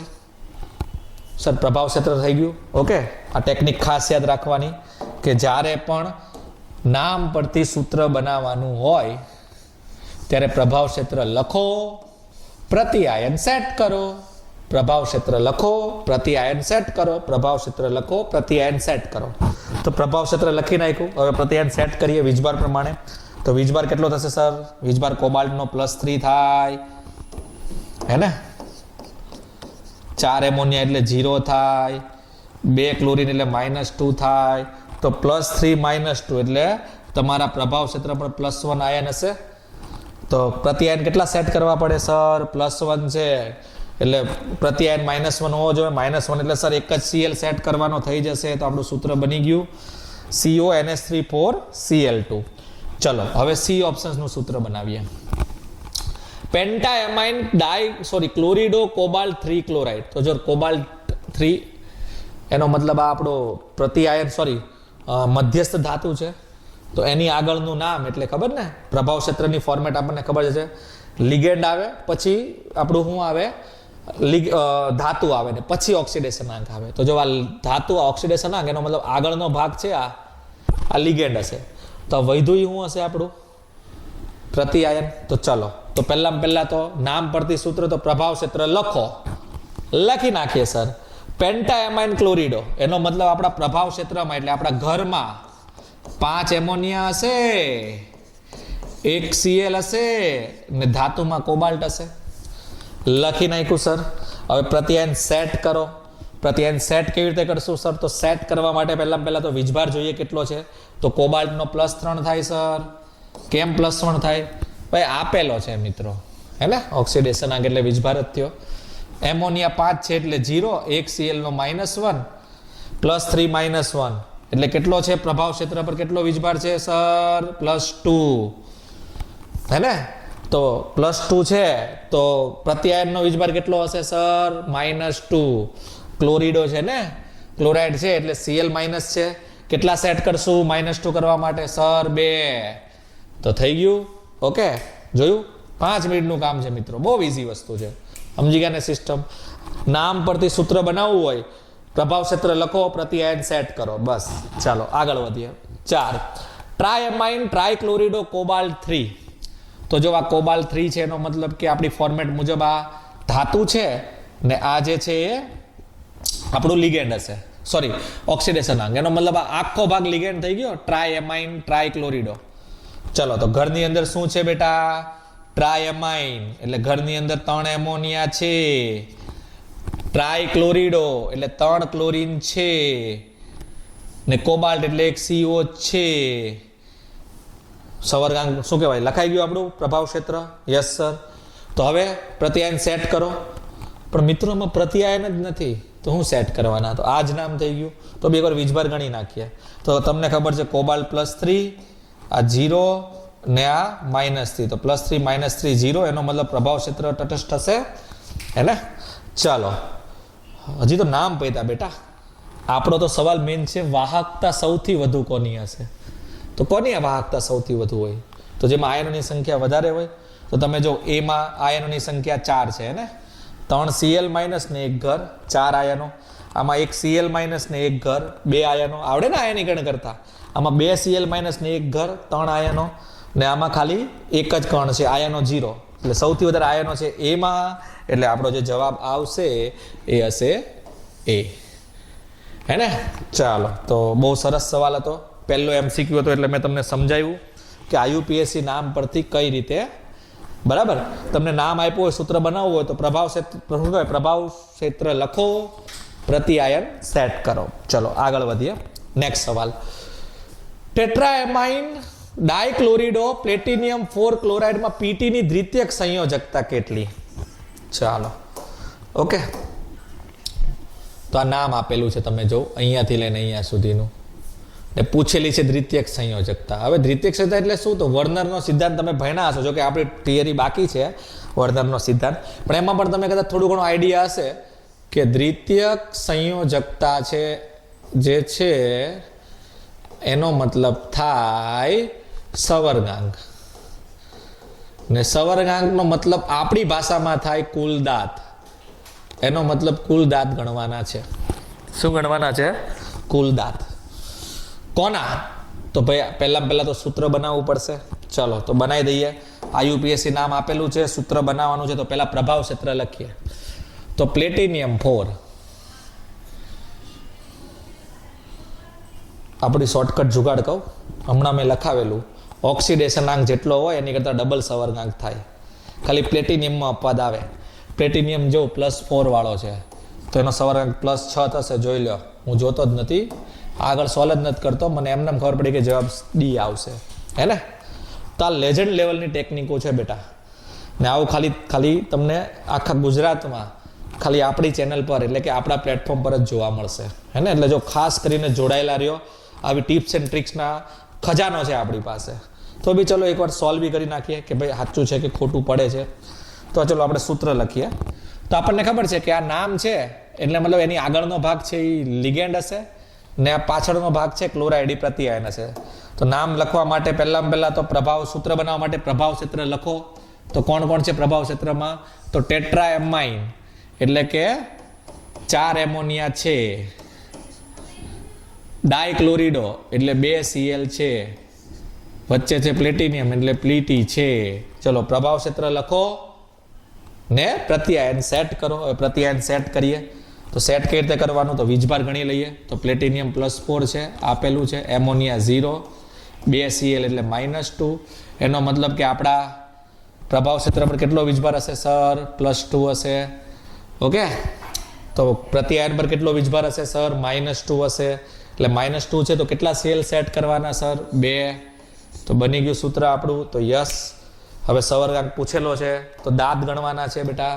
તો 4 એમોનિયા, 4 એમોનિયા એટલે કેટલા દાંત વાળી સર? 1 દાંત વાળી. એવા 4 એટલે 4 દાંત થઈ ગયા. પછી લિગેન્ડ છે Cl, ક્લોરિડો કેટલા દાંત વાળી સર? 1 દાંત વાળી. એવા 2 ક્લોરીન એટલે 2. તો સવર્ગાંક કેટલો થઈ ગયો બેટા? તો સવર્ગાંક એટલે કુલ દાંત કેટલા થઈ ગયા? 6. તો જવાબ આવી ગયો 6. જોયું? આપણી ટેકનિક પણ યુઝ કરી શકો. ચાલો આગળ વધીએ. નેક્સ્ટ MCQ, ટેટ્રાએમાઇન એક્વાક્લોરિડો કોબાલ્ટ 2 નું આણ્વીય સૂત્ર. ઓકે, તો સૂત્ર બનાવવાનું છે નામ પરથી. તો બેટા નામ પરથી સૂત્ર બનાવવાનું હોય તો સિમ્પલ ટેકનિક, હે ને? આપણો જુગાડ શું છે? પ્રભાવ ક્ષેત્ર લખો ને બીજું યસ પ્રત્યાયન સેટ કરો. ચાલો, તો કોબાલ્ટ 3 તો તમે જોઈ શકો છો, આ આપણો કોબાલ્ટ 3 એટલે કે ધાતુ છે, ઓક્સિડેશનાંક છે. તો આગળનો ભાગ છે એ લિગેન્ડ હશે ને ક્લોરાઇડ છે એ પ્રત્યાયન હશે. તો ચાલો શું છે અંદર? ટેટ્રાએમાઇન એટલે કે 4 એમોનિયા છે, એક્વા એટલે પાણી છે, ક્લોરિડો એટલે Cl છે, ને કોબાલ્ટ એટલે કોબાલ્ટ છે. તો થઈ ગયું આપણું પ્રભાવ ક્ષેત્ર લખો, પ્રત્યાયન સેટ કરો. તો ચલો પ્રત્યાયન સેટ કરવાનો છે તો પહેલા તો આપણે લખી નાખ્યો વીજભાર. કોબાલ્ટનો વીજભાર કેટલો થાય સર? તો કે +3 આપેલો છે. એમોનિયાનો વીજભાર તો કે 0, પાણીનો વીજભાર તો કે 0, ક્લોરીનનો વીજભાર તો કે -1. તો બોલો +3 -1 એટલે આપણા પ્રભાવ ક્ષેત્ર પર કેટલો વીજભાર આવ્યો? +2. તો આપણા પ્રત્યાયનમાં કેટલો વીજભાર હશે સર? -2 એટલે કેટલા પ્રત્યાયન, કેટલા ક્લોરાઇડ સેટ કરવાના સર? 2. ઓકે, તો જોઈ શકો છો આપણો જવાબ આવી ગયો. 2 Cl હોવા જોવે. તો 2 ઓપ્શન્સ છે, પણ આમાં જો 3 Cl અંદર છે, પણ એકચ્યુઅલી ક્લોરાઇડો એક જ છે એટલે એક જ Cl જવાબ આવશે, એટલે જવાબ આવશે તમારો C ફોર ચેન્નાઈ. ચલો આગળ વધીએ. નેક્સ્ટ, K2PtCl6 નું IUPAC નામ જણાવો. ચલો તો હવે જો પહેલો સવાલ એવો આવ્યો જેમાં ચિત્ર પરથી એટલે કે સૂત્ર પરથી તમને નામ કીધેલું છે. તો શું સૂત્ર છે? તો K2PtCl6. તો તમે ધ્યાનથી જો તો આમાં આપણો પ્રતિ આયન છે એ પોઝિટિવ આયન કહેવાય ને આપણું જે પ્રભાવ ક્ષેત્ર છે એ નેગેટિવ છે, હે ને. એનો મતલબ કે પહેલા તો આપણે કોનું નામ લખશું? પ્રતિ આયનનું, પછી આપણા પ્રભાવ ક્ષેત્રનું. તો પ્રતિ આયનમાં કોણ છે? પોટેશિયમ. ધ્યાન રાખજો, પ્રતિ આયનમાં સંખ્યા ગમે એટલી હોય, 2 છે એટલે ડાય પોટેશિયમ લખવાની જરૂર નથી. કેમ કે વિચારો, પ્રતિ આયન ખાલી સેટ કરેલા હોય વીજભારને તટસ્થ કરવા માટે, હે ને. એટલે પ્રતિ આયનમાં K છે એટલે પોટેશિયમ જ લખવાનું, ડાય પોટેશિયમ લખવાની જરૂર નથી. ચલો હવે કોનું નામ? તો હવે થોડીક સ્પેસ રાખવાની પછી, હે ને. પ્રભાવ ક્ષેત્ર અને પ્રતિ આયન વચ્ચે સ્પેસ હોવી જોઈએ. હા, પછી સ્પેસ નહીં રાખવાની, આખું પ્રભાવ ક્ષેત્રનું નામ એક સાથે જ લખવાનું વિધાઉટ સ્પેસ, હે ને. ચાલો તો હવે આપણે પ્રભાવ ક્ષેત્રનું નામ લખીએ. પ્રભાવ ક્ષેત્રના નામમાં આપણે હું ફોર્મેટ બનાવેલી સર? તો પહેલા લિગેન્ડનું નામ, પછી ધાતુનું નામ ને પછી ઓક્સિડેશનાંક. તો લિગેન્ડ કેટલા છે? Cl6 છે, 6 એટલે હેક્ઝા. તો હેક્ઝા ક્લોરીડો નામ થઈ ગયું સર. પછી કોનું નામ? લિગેન્ડ પછી કોણ આવશે પ્રાયોરિટીમાં? તો ધાતુ કોણ છે? પ્લેટિનિયમ. પણ ખાસ ધ્યાન રાખજો, આપણે ધાતુમાં એક નિયમ લખેલો કે પ્રભાવ ક્ષેત્ર ઋણ હોય ત્યારે 8 લગાડવું પડે, એટલે પ્લેટિનિયમ નહીં આવે, અહીંયા આવશે પ્લેટિનેટ ને કાઉન્સમાં એનો ઓક્સિડેશનાંક. તો ઓક્સિડેશનાંક ગણીએ એટલે વીજભાર જ ગણવાનો છે. તો આપણને ખબર છે 2 પોટેશિયમ છે તો +2 વીજભાર, પ્લેટિનિયમનો X વીજભાર ને આનો -6, તો -6 +2, એનો મતલબ કે આપણું પ્લેટિનિયમ છે એ કેટલું હશે બેટા? +4 હશે તો જ થશે ને. ઓકે, તો પ્લેટિનિયમ +4 એટલે રોમનમાં 4 લખી નાખવાનું. તો આપણો જવાબ આવશે બોમ્બેનો B, હે ને.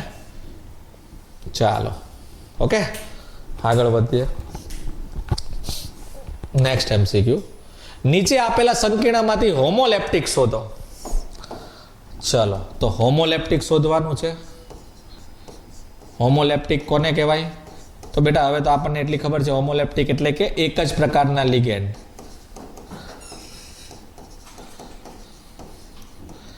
હે આપણે લખેલું છે તો કે યસ સર. તો બેટા હવે આમાં સૂત્ર હું બનાવીએ ને, આપણને નામમાંથી ખબર પડી જશે કેટલા લિગેન્ડ છે, કેટલા પ્રકારના. તો આમાં તમે જો ટ્રાય એમાઇન ટ્રાય એક્વા એટલે 2 પ્રકારના લિગેન્ડ થઈ ગયા, એક્વા અને એમાઇન. એટલે આ ન આવી શકે, ખોટું જોયું. એમનેમ બી સોલ્વ થઈ જાય આવા MCQ તો એકદમ. પોટેશિયમ એટલે પ્રતિ આયન ટ્રાય ઓક્ઝિલેટો એલ્યુમિનિયમ. તો આમાં તમે જો ટ્રાય ઓક્ઝિલેટો એટલે ખાલી 3 ઓક્ઝિલેટો એટલે કે ખાલી ઓક્ઝિલેટો એક જ પ્રકારનો લિગેન્ડ છે, બરાબર. એટલે આ આવી શકે. એટલે મારા ખ્યાલથી 99% તમે જો તો બી જવાબ આવી ગયો, સોલ્વ કરવાની બી જરૂર નથી. આગળ તો બી એકવાર ચેક કરી લઈએ. ડાયમાઇન ક્લોરીડો એટલે આમાં એમાઇન પણ છે ને ક્લોરીડો પણ છે, એટલે કે NH3 પણ છે ને Cl પણ છે, એટલે કે એક કરતા વધારે, એટલે ઇટ્રોલેપ્ટિક છે. પેન્ટાએમાઇન કાર્બોનેટો એટલે પેન્ટાએમાઇન એટલે 5 એમોનિયા પણ છે, કાર્બોનેટો એટલે CO3 પણ લિગેન્ડ, એટલે કે 2 પ્રકારના લિગેન્ડ છે, એટલે આ પણ ઇટ્રોલેપ્ટિક છે. એટલે હોમોલેપ્ટિક કોણ આવશે? ખાલી બોમ્બેનો B. આગળ વધીએ. નેક્સ્ટ ઓકે, તો આનું IUPAC નામ શોધો. હવે મારી વાત સમજજો, મોસ્ટ ઇમ્પોર્ટન્ટ ને, ગાભા નીકળી જાય આવા. હવે કેમ કે આમાં તમે જો તો પ્રતિ આયન કોઈ છે જ નહીં. તમારો જે ધન આયન છે એ પણ તમે જો સંકીર્ણ સ્વરૂપે જ છે, એનો મતલબ કે પ્રભાવ ક્ષેત્ર વાળો છે. અને તમારો જે બીજો ઋણ આયન છે એ પણ પ્રભાવ ક્ષેત્ર વાળો જ છે. તો નામ કઈ રીતે સેટ કરશું સર? કેમ સર? તો સર ઓક્સિડેશનાંક કેમ ગણવો? હવે આમાં આ Ag કેટલો છે, આ Ag કેટલો છે? તો જો આપણી નિંજા ટેકનિક, આપણને એટલી ખબર છે કે સવર્ગાંક જે હોય આપણો એ હંમેશા ડબલ હોય ઓક્સિડેશનાંક કરતા, હે ને. આમાં તમે જો તો 2 પાણી છે એટલે સવર્ગાંક 2 છે બંનેમાં. જોઈ લો આ બંને સંયોજનોમાં સવર્ગાંક જે છે એ 2 છે, જોઈ લો આમાં પણ ને આમાં પણ. 2 છે ને, એનો મતલબ ઓક્સિડેશનાંક કેટલો હશે સર? Very good, +1. એનો મતલબ કે આ પણ +1 છે, આ પણ +1 છે બંનેમાં. તો બેટા સી અને ડી તો જો ચોકડી લાગી ગઈ, +2 તો કોઈ દિવસ આવી જ ન શકે. તો બસ હવે નામ કરીએ, તો જે દેખાય છે એનું જ નામકરણ કરીએ. તો પહેલું પ્રભાવ ક્ષેત્ર પકડીએ. તો પ્રભાવ ક્ષેત્રમાં કઈ રીતે ફોર્મેટ હતું? પહેલા લિગેન્ડનું નામ. તો લિગેન્ડ છે એક્વા 2 એટલે ડાય એક્વા. પછી ધાતુ છે સિલ્વર એટલે આપણે અહીંયા સિલ્વર જ લખીએ. ને ઓક્સિડેશનાંક 1 એટલે કાઉન્સમાં આવી ગયું 1, હે ને? તો ડાય એક્વા સિલ્વર, ડાય સાયનિડો સિલ્વર. તો ખોટું થઈ ગયું. તો જોયું, જવાબ આવી ગયો આપણો. આટલું જ ચેક કર્યું તો પણ જો આપણો જવાબ આવી ગયો. આગળ હું ચેક કરતો, હે ને ભાઈ? ડાય એક્વા સિલ્વર છે ને, અહીંયા તો ડાય સાયનિડો છે, તો આવી જ ન શકે. તો નોનસેન્સ. પાછળનું નામ કરીએ ચાલો. હવે આમાં બી તમે જો તો બીજું પ્રભાવ ક્ષેત્ર જોઈએ તો એમાં લિગેન્ડની વારી પહેલા આવે એટલે થોડુંક સ્પેસ રાખવાનું હોય ને. પહેલો પ્રભાવ ક્ષેત્ર અને બીજા પ્રભાવ ક્ષેત્ર, કંઈક ધન આયન છે, ઋણ આયન છે. ધન આયન અને ઋણ આયન વચ્ચે સ્પેસ હોવું જોઈએ. એમાં CN2 છે એટલે ડાય સાયનિડો, હે ને? હવે ધ્યાન રાખજો, આમાં નેગેટિવ છે ને, આ આપણે જે પ્રભાવ ક્ષેત્ર છે એ તો ઋણ છે ને. પ્રભાવ ક્ષેત્ર ઋણ હોય એટલે ધાતુની પાછળ 8 લગાડવું પડે. એટલે આને હવે સિલ્વર ન લખાય, આને આર્જન્ટેટ લખવામાં આવે. એટલે અહીંયા સિલ્વરની જગ્યાએ ધ્યાન રાખજો, આર્જન્ટેટ લખવું પડે. ને ઓક્સિડેશનાંક 1 એ તો પહેલેથી ગણેલો જ છે આપણે, તો જોઈ શકો છો ડાય સાયનિડો આર્જન્ટેટ. તો આ બેટા ખાસ ધ્યાન રાખજો, અહીંયા ભૂલ ન થાય. અહીંયા મેં સિલ્વર લખેલું છે, અહીંયા મેં આર્જન્ટેટ લખેલું છે. ઓક્સિડેશનાંક કઈ રીતે નક્કી કર્યો બેટા?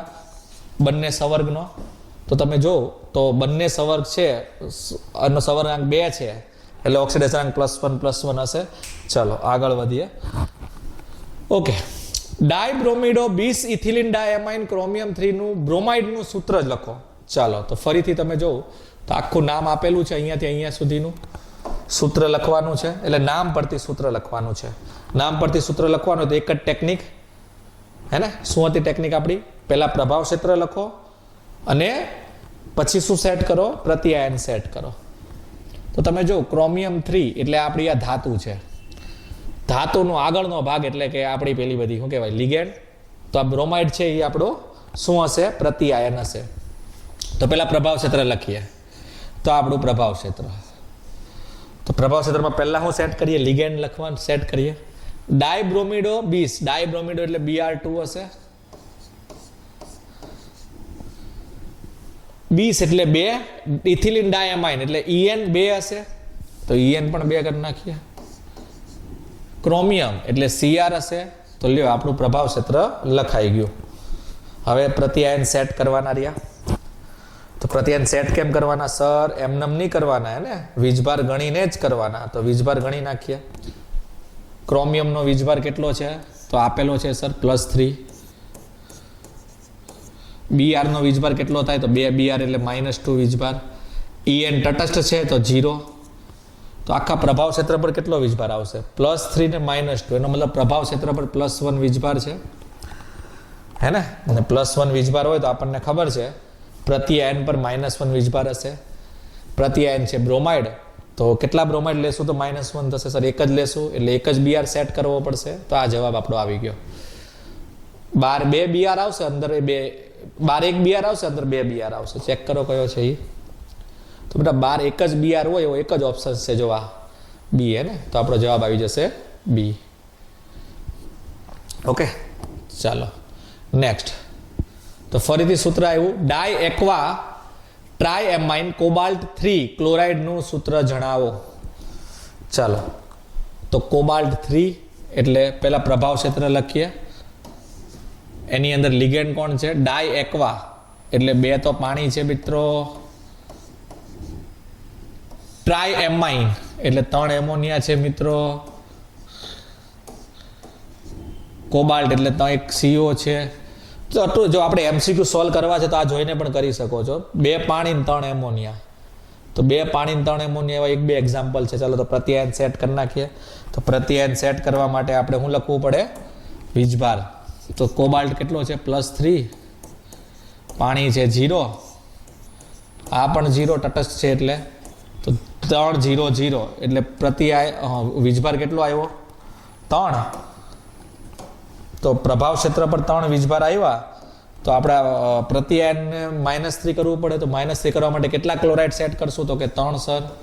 તો Cl3 આવી જશે એટલે જવાબ આવશે તમારો C ફોર કેટ. ચાલો આગળ વધીએ. ઓકે ચાલો તો આની પ્રાથમિક સંયોજકતા કેટલી? તો બેટા પ્રાથમિક સંયોજકતા એટલે તમને ખબર છે પ્રાથમિક સંયોજકતા કોને કહેવાય? તો પ્રાથમિક સંયોજકતા એટલે ઓક્સિડેશન આંક હે ને. વર્નરના થોડાક સવાલ આવી ગયેલા છે બરાબર, એટલે થોડું ઘણું તમને વર્નરનો આઈડિયા ઓલરેડી પહેલાં હોવો જ જોઈએ. તો CO છે, En2 છે, 2 Cl છે ને 1 NO3 છે. તો ઓક્સિડેશન આંક એટલે આપણને ખબર છે વીજભાર ગણવાનો છે. કોનો? તો ધાતુનો. તો કોબાલ્ટનો વીજભાર X, En તટસ્થ છે એટલે 0, 2 Cl એટલે -2, નાઇટ્રેટ એટલે -1. તો ગણી નાખો વીજભાર. તો વીજભાર પ્રમાણે કેટલું આવશે બોલો? તો 1x વત્તા 0 વત્તા -2 વત્તા -1 ને કુલ મળીને 0. તો x બરાબર કેટલો થઈ ગયો મિત્રો? +3. તો જવાબ આવી ગયો તમારો તગડે 3. Okay, D is a correct answer.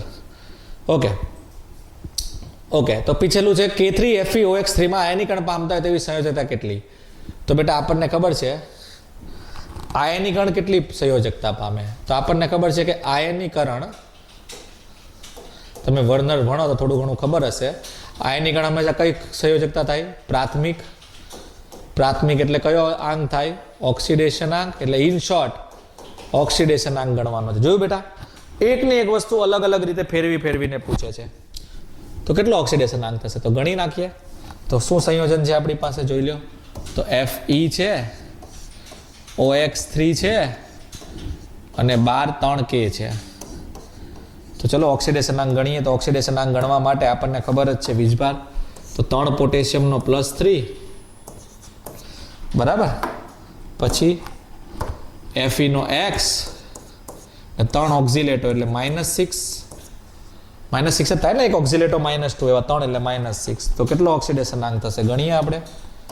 તો 3 વત્તા x વત્તા -6 બરાબર 0. તો x બરાબર +3. એટલે આયનીકરણ પામે એવી 3 સંયોજકતા છે. તો જવાબ આવશે તગડે 3 હે ને. તો જો એકચ્યુઅલી સવાલ ઓક્સિડેશન આંક ગણવાનો જ છે પણ ફેરવીને પૂછેલું છે ને, પ્રાથમિક સંયોજકતા આયનીકરણ પામે ન પામે. ઓકે ચલો નેક્સ્ટ સવાલ. ઓકે તો આ બધા બેટા વર્નરના જ સવાલો છે. તો એ વર્નરનો સિદ્ધાંત ભણશું ત્યારે આ સવાલ આપણે કરી નાખશું. તો એક સવાલ આપણો જે પેન્ડિંગ હતો એ આપણે હવે એક ચર્ચા કરી લઈએ. એને એક આપણે પેન્ડિંગ રાખેલો ખબર હોય તો મિત્રો, શરૂઆતનો સવાલ હતો લિગેન્ડ, પેલું શું કહેવાય આપણે ત્યારે ઓક્સિડેશન અંક સવરાંકની વાત કરી હતી ને ત્યારે. ઓકે તો આ સવાલ હતો આપણો. ચલો તો જોઈ લઈએ.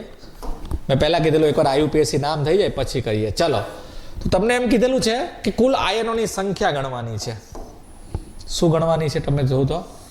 આયનોની સંખ્યા એટલે ધન આયન ઋણ આયન કેટલા છૂટા પડે. હવે નામ કઈ આવું આપેલું છે?